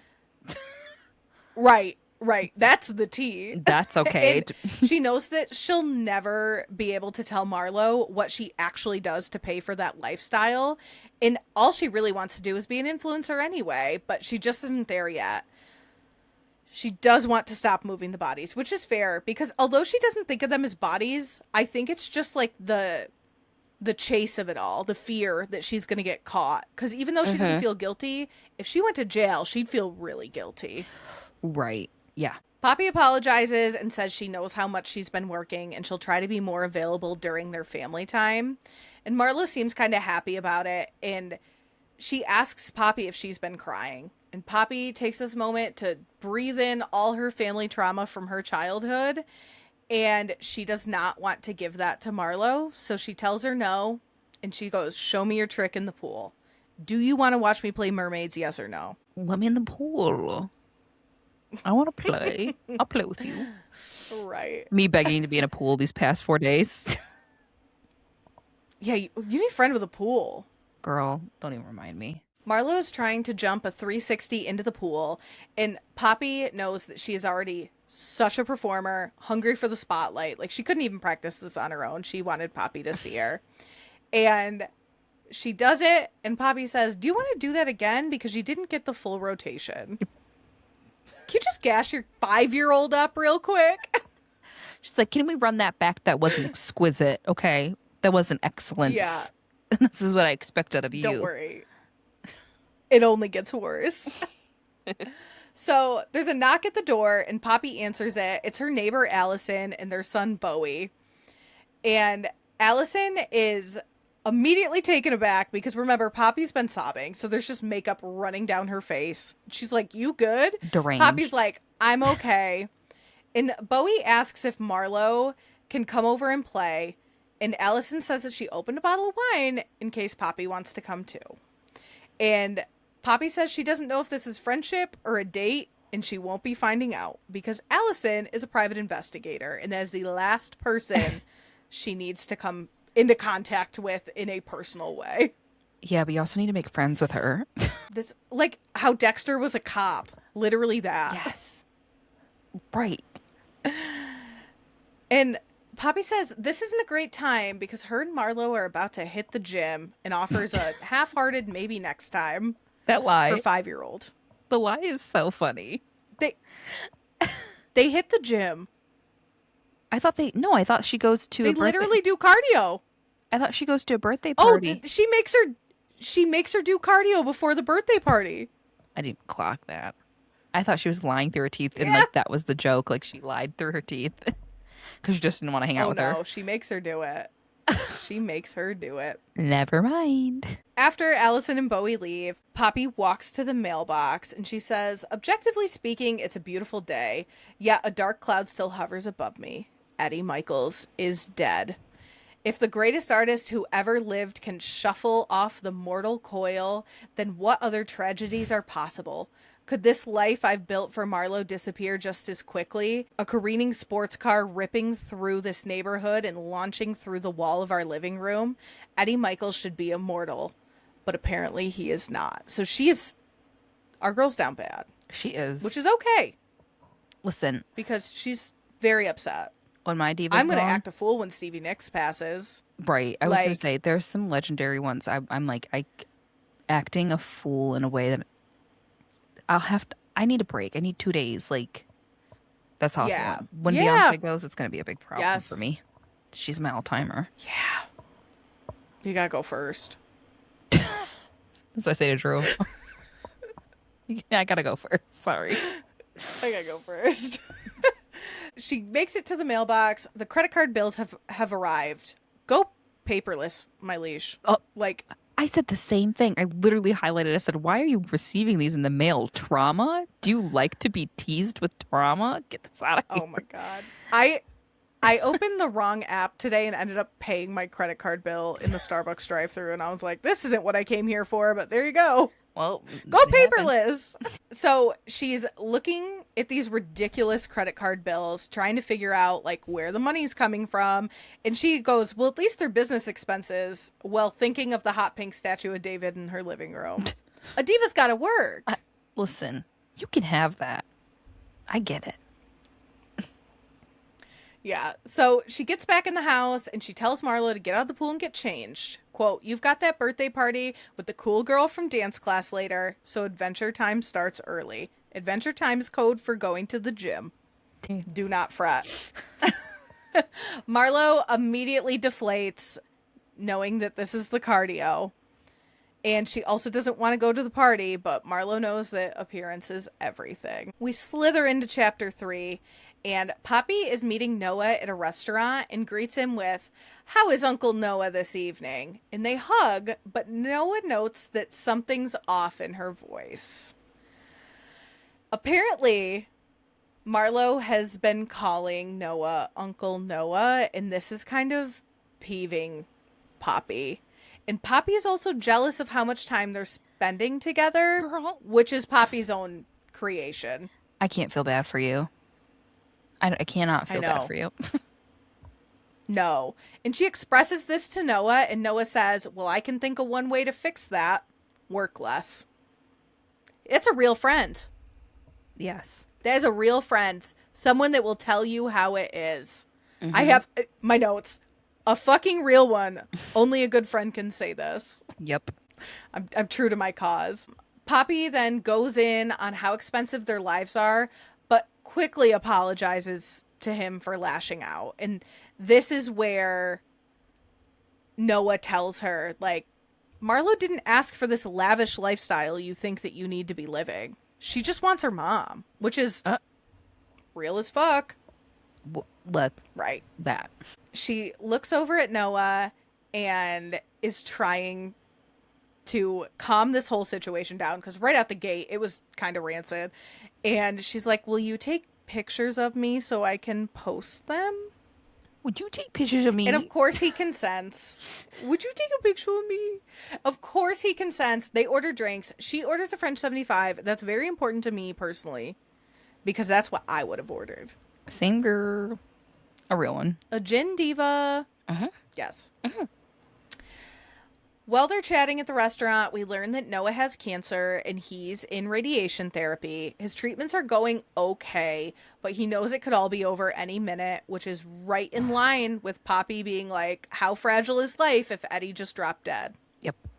So it's crazy that she's thinking about this, and like, but not in the context of Noah in that moment, because he's sick. He's like actually... that's probably the person you'd be expecting to go. And Noah says that when it's his time, he wants to go quick, no big drawn out thing. And this makes Poppy think of the body she dropped off at the gun range. And I really love this use of her internal monologue throughout this whole thing already. But these little moments where we are seeing, although she thinks that these people, these bodies, are worm food, she is thinking about it. Yeah, she's definitely rubbed in some way. She is having those moments. Yeah. Yeah. And she thinks back to her dropping the body off and then putting a wedding dress and a wig on the corpse as she left. Nasty.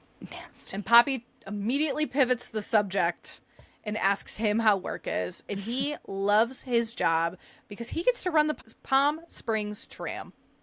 And that sounds like a party. It does. He's just dropping people off at the Trixie Motel. I was going to say, ding, ding, ding. Just a little gay time. Yeah. Yeah. Their food comes and they eat. They enjoy each other's company. And an Eddie Michaels song comes on. And Poppy does not want to bring his death up again. They've talked about death way too much already. Just her not being able to be like, maybe. She wasn't... Maybe this is in poor taste. Hey, so... My favorite star died. Yeah, this is like...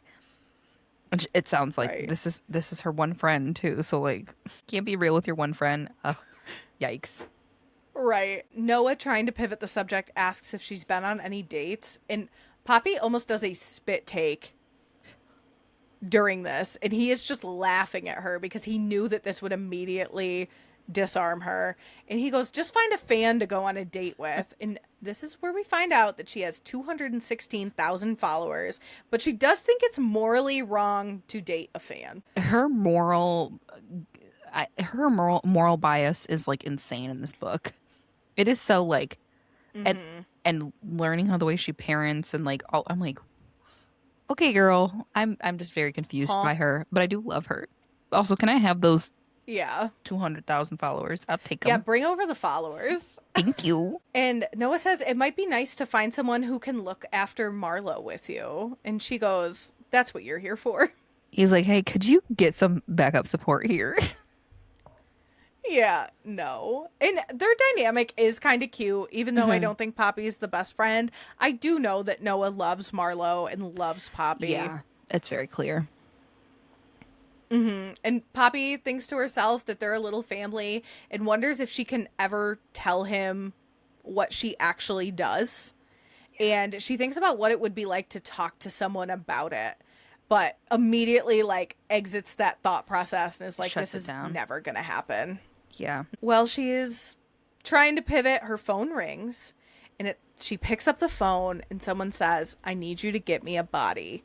She is horrified because no one ever calls her personal number. This is not the chain of command. This is not how this works. And they don't apologize. And she tells them they have the wrong number because she delivers flowers. Hilarious cover. Good try, girl. And they say, I'm willing to offer you $5 million. Again. Okay, gag. I'll take it. Yep. 10% of that up front. That is $500,000, my friends. I will take that up front. Thank you. I'd probably go after the body, too. Easy. So she says, the danger bells are ringing loud and clear. However, there's another bell chiming along with them. It's something even more primal than fear. A siren's call that I can never seem to ignore. Opportunity. If this offer is genuine, I'd be an absolute fool to pass it up. And if it's some kind of trap, I'll figure out a way to trap them back. I am not afraid. She is such a boss bitch. She Even though I is. have so many issues with her morally, I'm like, yes, girl. Girl boss gatekeep, body snatched. Yes. Oh, I can't hate the hustle. I have this paragraph highlighted as well because I was like, this is it. This is the like struggle. This is her with everything that we're seeing so far. So we have like the social media, the back and forth of influencing her other job, body snatching. You have the back and forth of like that morally, and then you have it with her child, the element of that. Like this rings true. Like what perseveres in Poppy's mind is like her willingness to do whatever it takes to honestly get whatever she wants, and she says it as an opportunity. It's not the money, it's an opportunity, and that mindset is so like it is so girl boss gatekeep. Double that, receive it. Yeah, right. I'm manifesting it. I'm on TikTok. Like that is her energy, and I love it. That's what I'm saying. Like I love a character like this. I love a fucking morally corrupt in any kind of way character. So she already wins in my book. But I highlighted this, That's and I was our like, diva. that is who she is. The person on the other end of the phone says that they have the money to retain her services, but that means that they also have the money to find her number, which ain't that the truth? Yikes. Yeah, scared. Wow. And she tells her this body will have to be picked up tonight and that the 10% is already in Poppy's account. Also, which she does open up her account and see $500,000. Do you get a 1099 for that? How does that work? Like, right. What would you like if that was in your account? What would you do? I'd go to Marshall's. I would know what to do with myself. I drive to like a Neiman Marcus. I go somewhere fancy. So fancy, you can't even say it. I can't even think straight thinking about that much money. Right. Life-changing money. So she finds the money in her account, and at this point, I guess I'd be grabbing my refrigerator truck too. Like, what's one more? Right, I'm already doing What's it. one more? It's not like she's like, I'm hanging up the towel, I'm getting out of the game. I'm like, she's not doing that. She's having an internal This is struggle. the thing that could get her out of the game. Right. Right, so she's seeing it thing. again. This is the opportunity. It's the money. And she's like, I wouldn't have to do this job anymore. Yeah, sorry. Look, we're jumping into that part anyways. So she lets out a long sigh and says, all right, what kind of flowers am I getting you? And the person on the other end says, I don't think there's any code for this one. And Poppy says, something personal? And the voice hesitates. I want you to bring me the body of Eddie Michaels. Dun dun. Dun, dun, dun. Like, this is... Of course they are. I just scrolled down and I the saw setup on this. I saw your meme for a later thing, but it's a cat going gulp, and I'm like, that's me right now.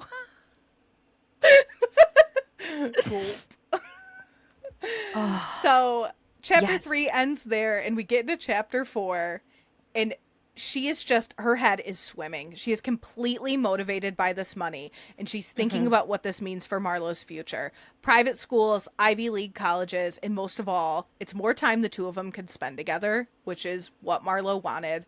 And it's enough to stop doing the body snatching work, and she can just focus on social media. You know, she's a real one and a real girl boss because she doesn't want to retire. She's like, I can focus on my passion. Right. Let me quit my real job, body snatching, for my fake job, influencing. Right.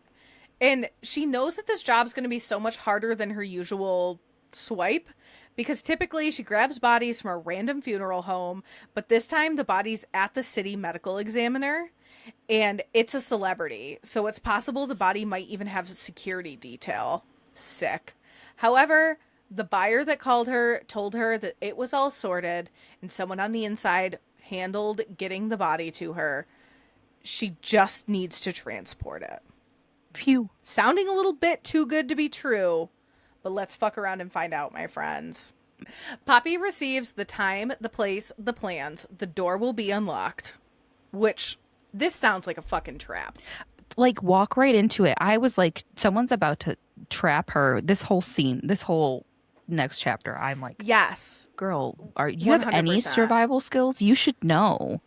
And she says it. She's like, this feels really easy for some reason. Yeah, because it's the easy. She doesn't even have to do anything. No. So Poppy pulls up to the medical examiner's office. There's news vans out front. Terrifying. I would be so scared. No. But she's around back and sees the alley that she's supposed to pull down. And it almost feels like a trap, but she has to try because she cannot let this money go. Real. Before she makes any moves, she calls Noah. Marlo's asleep, but she spent the entire evening being upset with Poppy for leaving again. So, of course, this is the setup. Yep. And she thanks Noah for being such a great friend. And then he asks if she's about to die because she's being a fucking weirdo. As he should. Girl, are you okay? I sent Aaliyah a deranged text message via my watch auto-populating it this weekend. God. And I was like, if I ever text you like that, assume I've been kidnapped. I was like, oh, okay, girl, damn. I was just trying to compliment you. I was like complimenting her. And you were like, thanks. Ha, ha, ha, comma, thanks, period. I don't text like that. I went back because I was like, oh shit, I never replied to Aaliyah because I sent her a picture of my vampire nails. And I wish I could make them pointy, but it's just not who I am. I know. But they'd be so cunty. I have good nails for it too. Like I could. And they're real, mama. That's real, baby. So yes, I text Aaliyah and I was like, oh shit, I never text her back. And I pull up my phone and it says, ha, ha, ha, comma, thanks, period. Thanks. And I'm like, who the fuck sent that? And I was like, if I ever text you like that, assume I've been kidnapped. The comma after the ha, ha, ha. You know it'd be a LMAO or a skull emoji. Yes, it'd be dead. Because I was like, what did I say? I was like hot. I was like hot. Ha ha ha. Thanks. Thanks. Okay, girl. Sorry. Hype my queen up. Sorry. I was horrified. It literally, like, I felt like I called you a slur. That was the craziest. I was like, she probably thinks that, like, something crazy is happening. If that ever happens, I also think, like, when I'm using Siri, I sound like a different person, too, because half of it's like, what? Because my speech is not translated perfectly. Like, I'm like, she probably was just, like, voice to texting or something. But I was like, okay, T. My watch went rogue. I was just trying to eat food. So funny. That's so funny.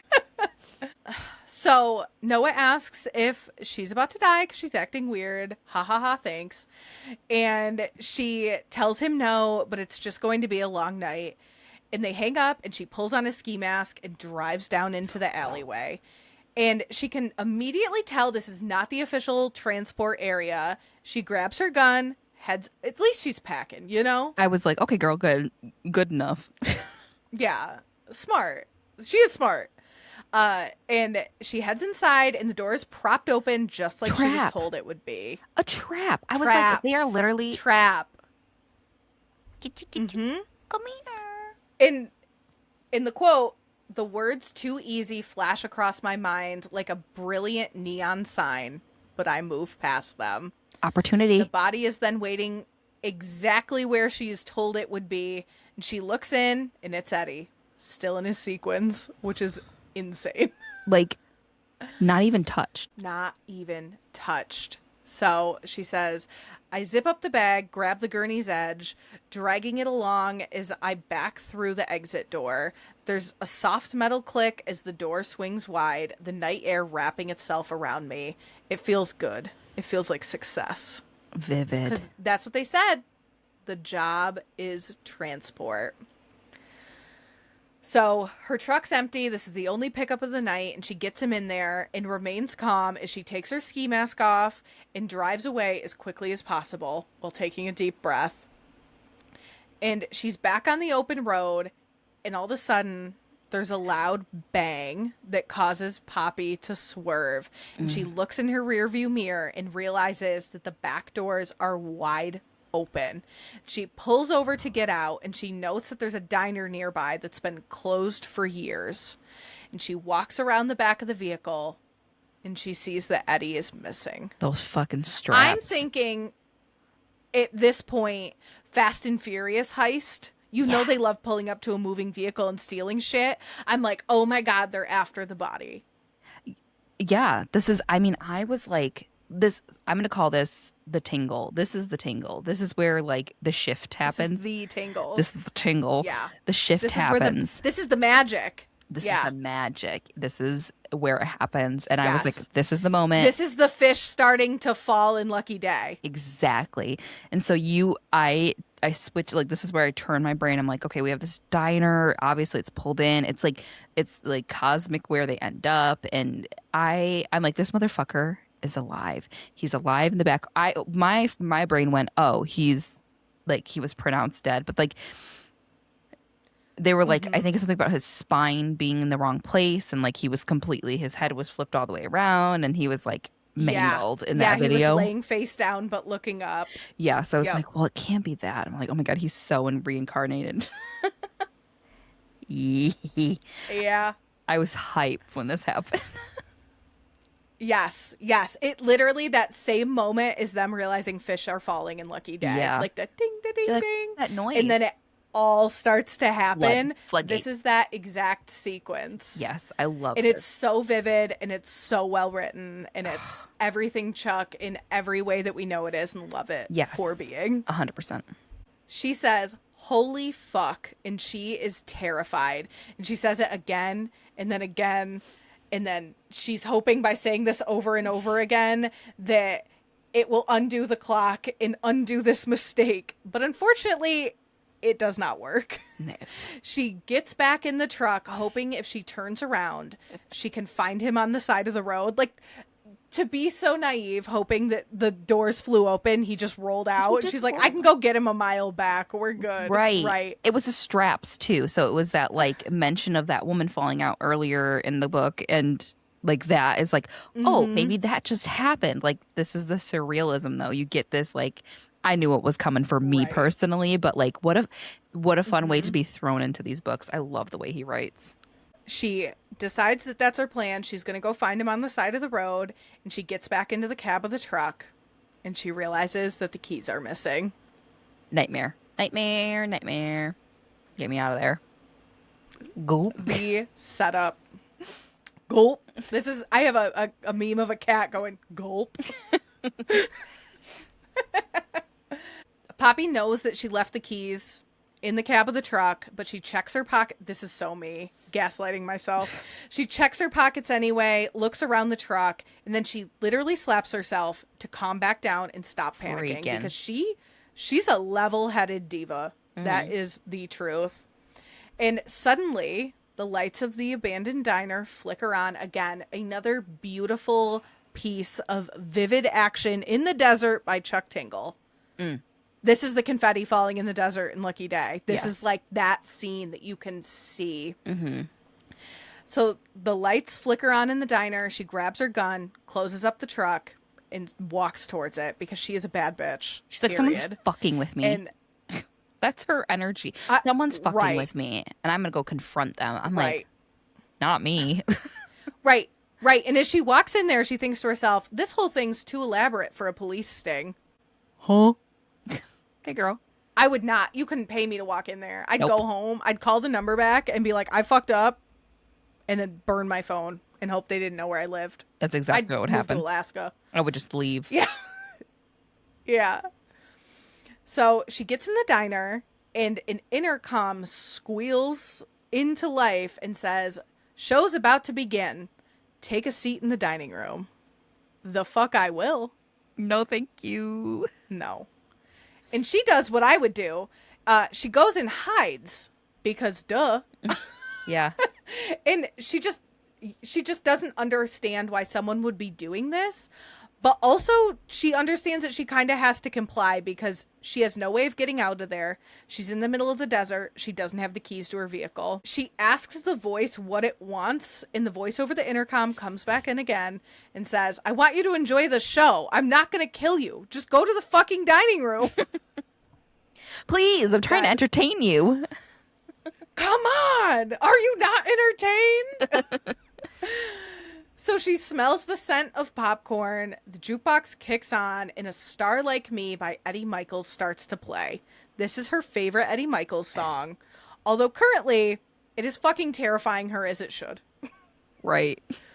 And there's something off about the track. It feels like the vocals are doubled how she's hearing it. And she's slowly moving into the dining room when a figure sprints around the corner and slides on the floor toward her. Arms wide, outfit glittering, blood splattered. It's Eddie fucking Michaels. Hi, Diva! Hi. And he is like putting on the Ritz. Like, what an entrance. Oh, this is where, like, you want, like, this is why I want Chuck Tingle on my screen, because if this was done well, like, it would be a delicious movie. Like, I could see this being a perfect little movie. Oh. Yes. We enter chapter 5. These chapters are so abrupt in the best way. Yeah.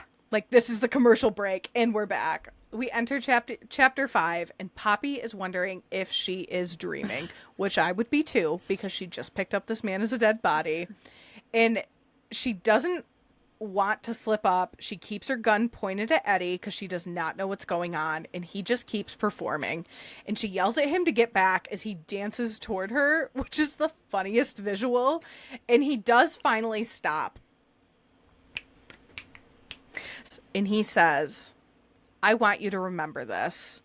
His voice dropping to a lower register as he allows the song to keep rolling past without his vocal accompaniment.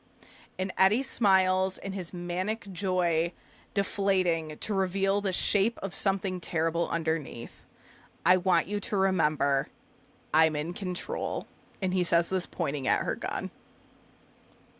Gulp. He is very scary to me. In the, like... What, the zombie man? Yeah, yeah. Yes, the zombie man. Yeah. But more so his demeanor, because that is what's sickening, because anyone could act like this. And his, like, startup. So you have, like, these two layers, and I can't clock the T too early. Sorry. Don't go into it. Don't go into it. I'm scared of him. Just no. Cut the camera. Poppy takes this moment because she is absolutely being threatened and shoots him, and there's only a metallic click. The gun is empty. She grabs her extra clip, successfully reloads, and shoots him, and he rocks on his heels, remains standing, looking up at the ceiling. And Eddie looks at Poppy after a pause and tells her not to shoot again. Knowing you can't kill this thing that's doing this is just... crazy, unnerving. It is like I would be sprinting out of there. I just don't have, when I think about these like horror scenarios, especially ones that feel really real to life, this feels a little far-fetched obviously, but those real to life experiences, I'm like, why wouldn't you just make a better choice? Like, I just wouldn't even have gotten to this point. Why are you staying? Why are we fucking around? Like, get to walking, get to running actually. Mm-hmm. Yeah, take a nice jog through the desert. The sun's not up. And Poppy says, after she shoots him, Eddie takes off his sunglasses and winks at me with the one cloudy eye he's got left and says, that was fun, sport, but we've got work to do. Girl, what? What do you mean? What are we doing? What do you mean? What do you mean? I don't know you, I don't know you, sir. Right. And this is an incredible moment in Poppy's internal monologue because she acknowledges that, like, she could give you the series of events as there, but she cannot make sense as to how she got there because this should not be real. And next thing we know, she's in the truck with Eddie. And he tells her, you're not going to signal anyone or ask for help. You're not going to wreck the truck. You're just here to help me have an easy, smooth night. And they decide to head towards Palm Springs, away from the destination that Poppy was told they'd be going to earlier. I am so nervous. Just like... she's being held hostage by a dead man. She is. And I think there's an element too here where she's like, she kind of feels like cast under a spell almost. And the way she's acting, she's like, I like everything in my brain is telling me no, but I'm doing it anyways. So like, we'll see that come into play a little bit later too again, but it's very interesting. This like completely disarming all the work that these first few chapters have done to kind of paint Poppy have all been ripped away, and I'm very erased. And I'm very interested to Yeah. see, because I'm reading this in real time too. So these feelings are raw and real and not fabricated. So I'm nervous. I am at the 50% mark, so 20% past where we stopped, and I have more knowledge than you, but I'm obviously going to keep the mystique alive.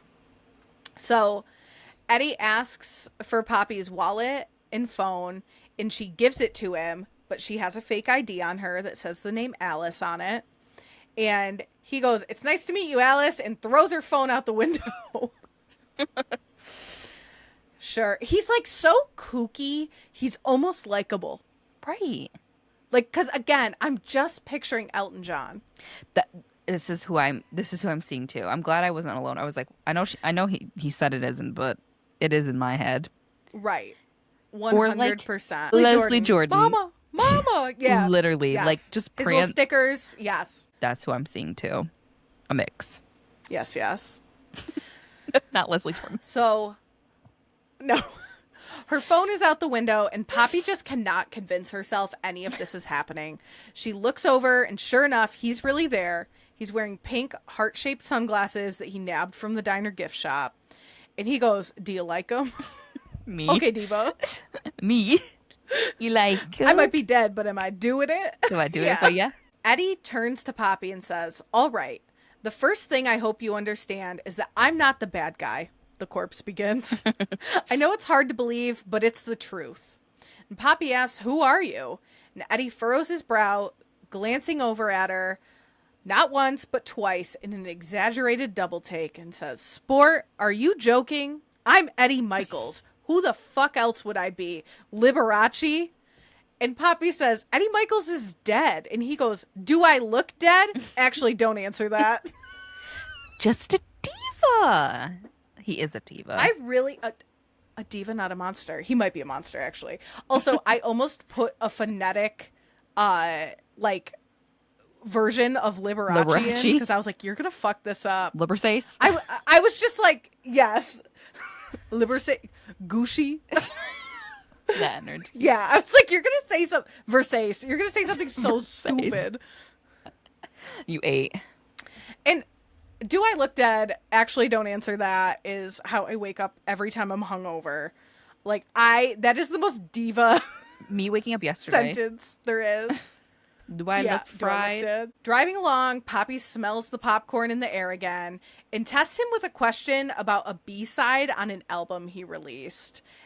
And now this would be a good way to do it. Like, ask them something so obscure that probably only them would know. And he answers correctly and confidently, but Poppy still is not convinced. And then she asks him if he's an evil spirit. These quotes, the dialogue in this book kills me. "Oh, totally. I'm an evil spirit," Eddie states.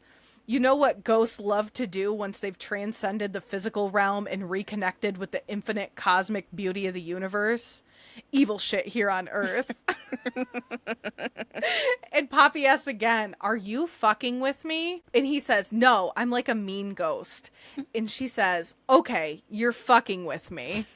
And he bursts out laughing and says, "All right, I can already tell you need the full story if I want tonight to run smoothly. So here it goes. You're probably wondering how I'm so fucking successful. Was it the hard work, the talent, the good looks, the songs?" Poppy adds. And she's like, "I'm queening out with this man, and I need to check myself real quick." And Eddie goes, "All those things. I'm one incredible son of a bitch after all, but that stuff only gets you so far without a little luck. I could flounder forever in the world of second-tier piano players, or I could make a deal. I made a deal with the devil." Now, this quote is interesting for a million reasons, but one reason it just rings back to me is Poppy saying, "I'm not here because of luck. I'm here because of my hard work."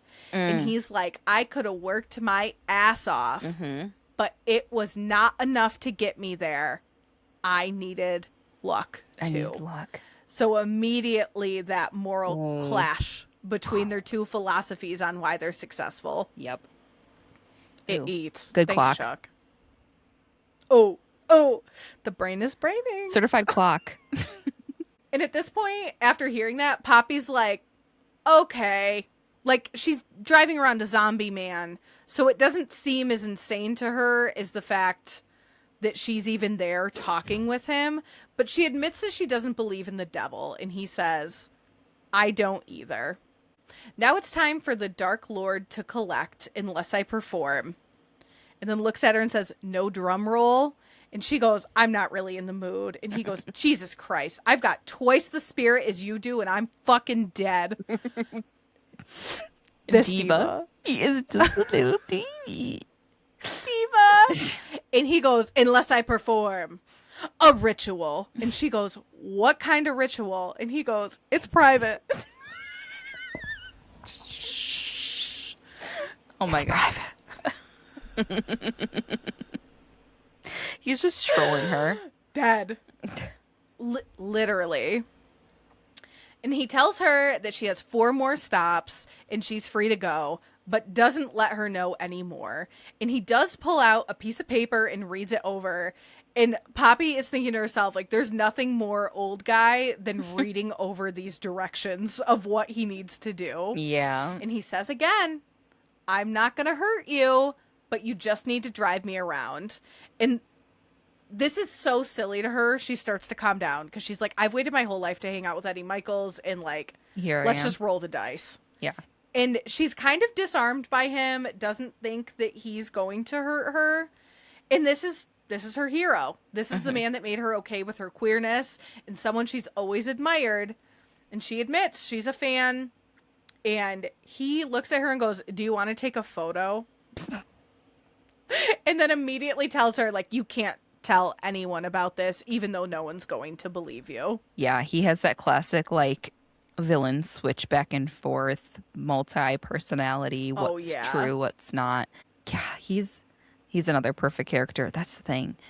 Chuck writes characters that are so complex but digestible, and like whatever they're experiencing. So like I'm thinking of Lucky Day because I just finished it, but you know, main character in Lucky Day dealing with grief and all of these heavy things on top of just like the actual plot and what's happening is it, like just how do you write like this? Like what kind of brain functions like this? Mine doesn't, and I'm just so amazed. Like this is why I got to read some of those little novellas because that shit's like those look hilarious.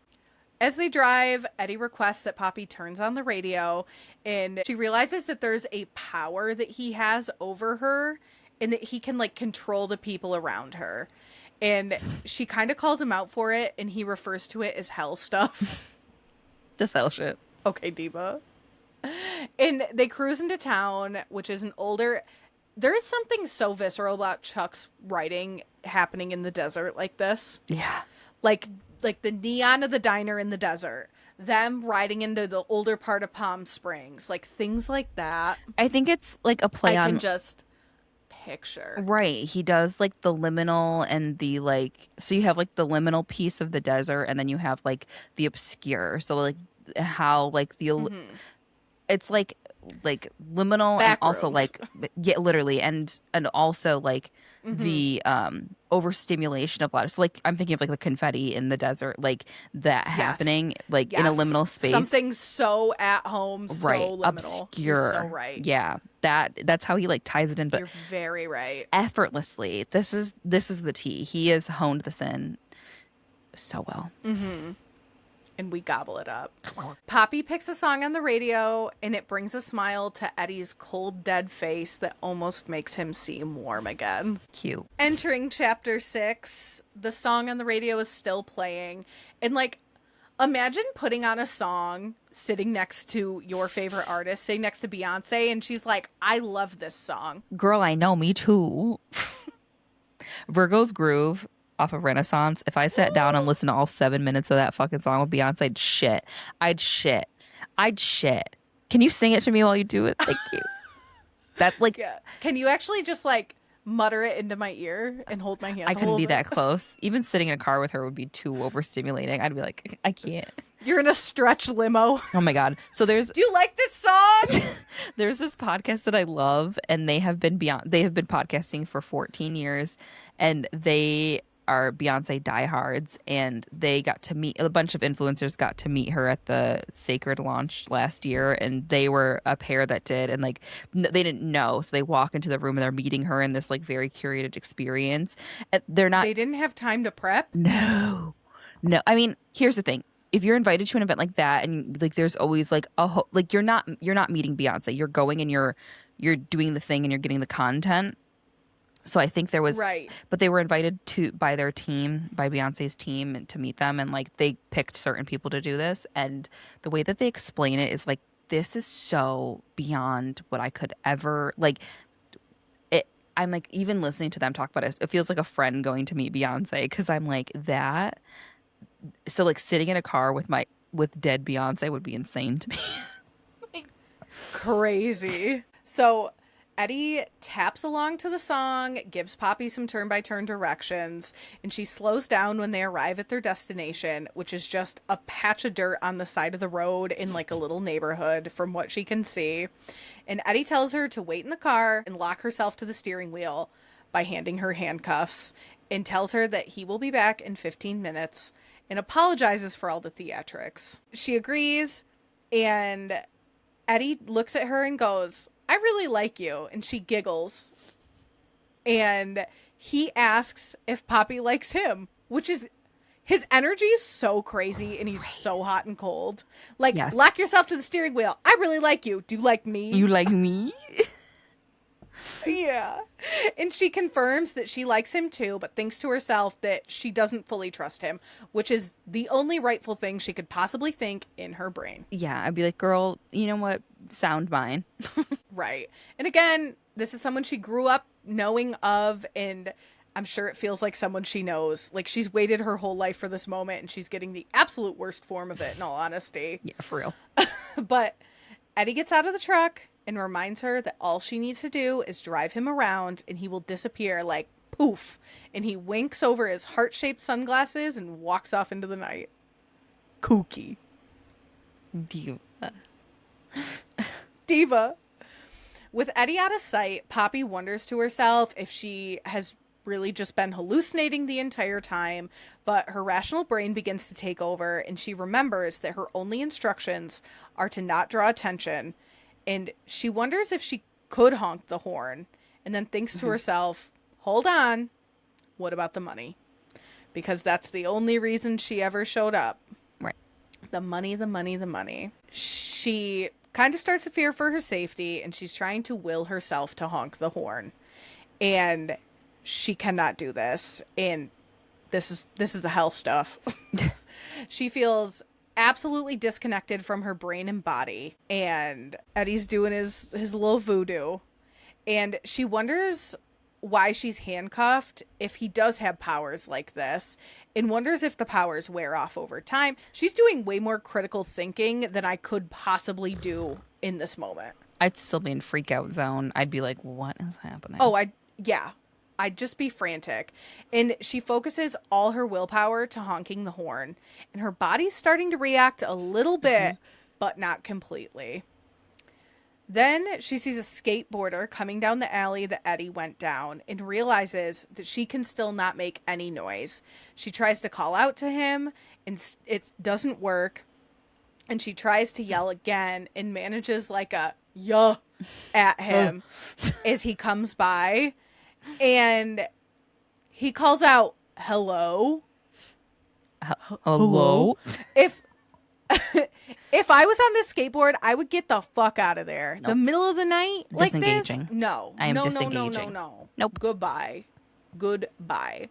So her inner monologue says, I'm straining with all my might to compel this horrifically sluggish body into action. And it's only now I realize I felt this way before. just never in reality. This is the sensation of nightmares, that suffocating quicksand pacing that somehow manifests only in the most hideous dreams. So she is living in a nightmare, fully awake, which is terrifying because I have a lot of, I'm not going to call it sleep paralysis, but dreams where I can't move or I can't breathe or I can't do something and I wake up so frantic. Yeah. Like that is such a visceral feeling.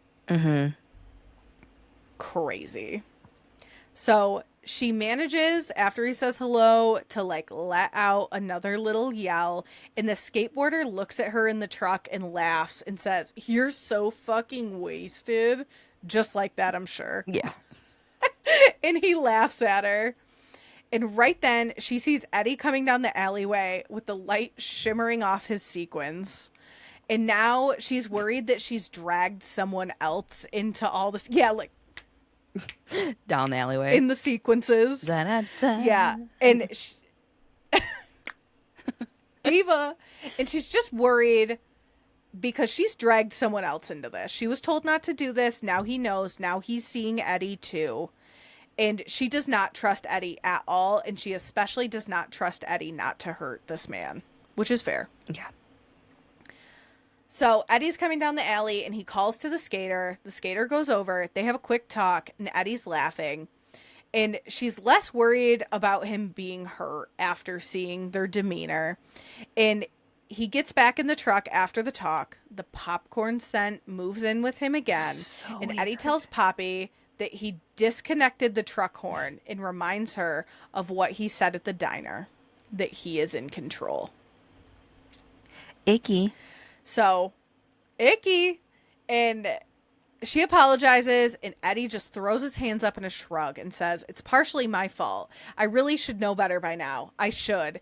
But I always like to give you little fuckers the benefit of the doubt. It's a lot more pleasant that way. And honestly, it's not my intent to hurt you. I love you, believe it or not." And Poppy is speechless. And Eddie says, "It's fine. It's fine. Honestly, tonight's going to be much more fun now. What's the point of living if you're not going to have some fun, you know?" "What did you say to him?" Poppy asks. And Eddie says, "No spoilers. Just remember, I tried to play this differently. I wanted to be nice." Poppy says that she's sorry. She stammers. And Eddie says, "Now we're going to shift gears. All right. Turn on the lights. Don't try to escape. Don't drive away. Just watch."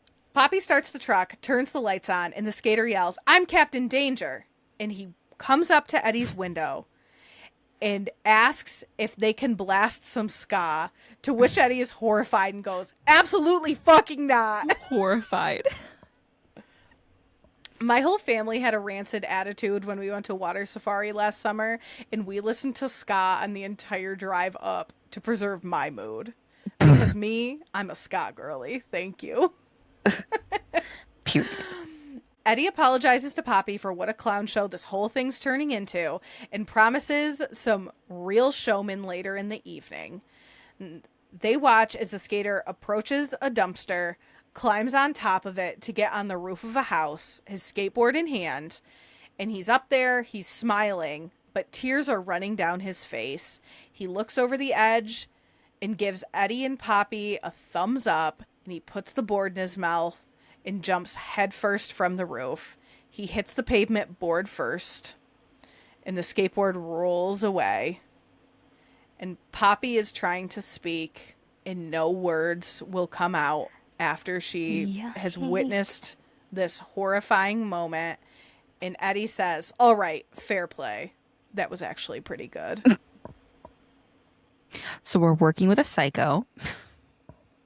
Yes. The hell stuff. And that is also where we are going to leave you for part 1. Ookie, because that is the most buckle up moment. I'm ookie Horrifying. spooky. Ookie spooky paranormal. Yeah. How you feeling? I'm scared. I know like a little bit more, but not as much as you do, and I am genuinely, there's something about like possessed things and like reincarnated things that really I do not love in every context. So yeah, I'm not, I keep seeing Elton John in my mind as this. Same. So it's really hard for me to separate. I'm like trying to see him as like a sleazeball version of himself. And that's helping. But... Right, he's smaller. Eddie's definitely smaller than Elton John. Okay, yeah. Too. Yeah, so... Like Leslie Jordan-sized Elton John. Elton John, but not Elton John's face. In my head. Yeah, I got to get it out of my head because I'm having like a hard time connecting. Because like ultimately with a Chuck Tingle book like this, like the evil force or the evil thing or the whatever is such an integral part to it. So like I have to face the music with it regardless. But I'm associating it with someone who I think is so lovable. I can't. Mm-hmm. Right. And this man's a fucking maniac. My friend, are you ready to read the read? Yes, let's read the read of this book. I'll go first. Okay. Can I go first? You go first. Okay. I'm going to go first. This is a 5-star review from Miss 80s X emoji book emoji. And she gave it 5 stars in multiple locations and did a little mind blown emoji. And the review is titled "Inject It Straight Into My Veins." Period. Which is so real. This was my first Chuck Tingle book. After finishing Fabulous Bodies, I said to myself, Chuck, where have you been all my life?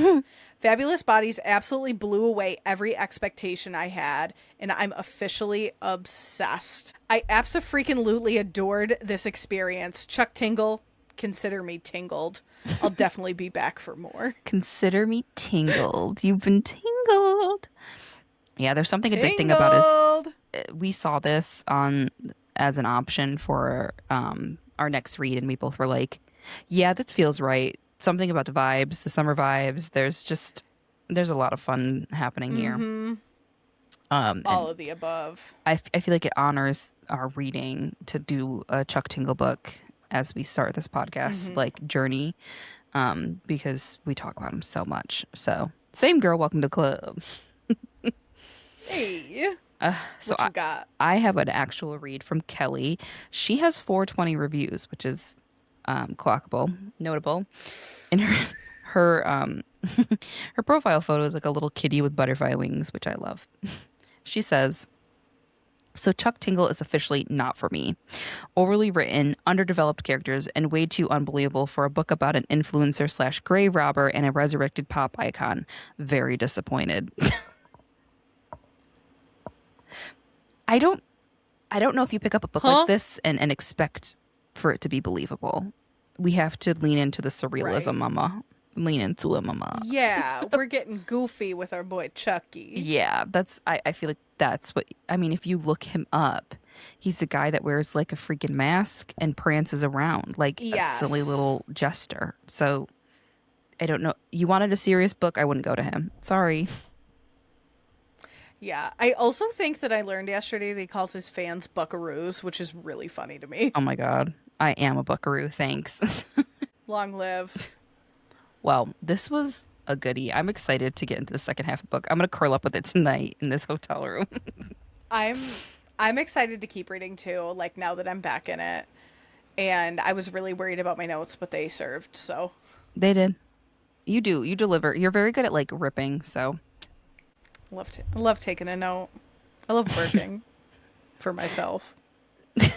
Period. Oh, well, divas.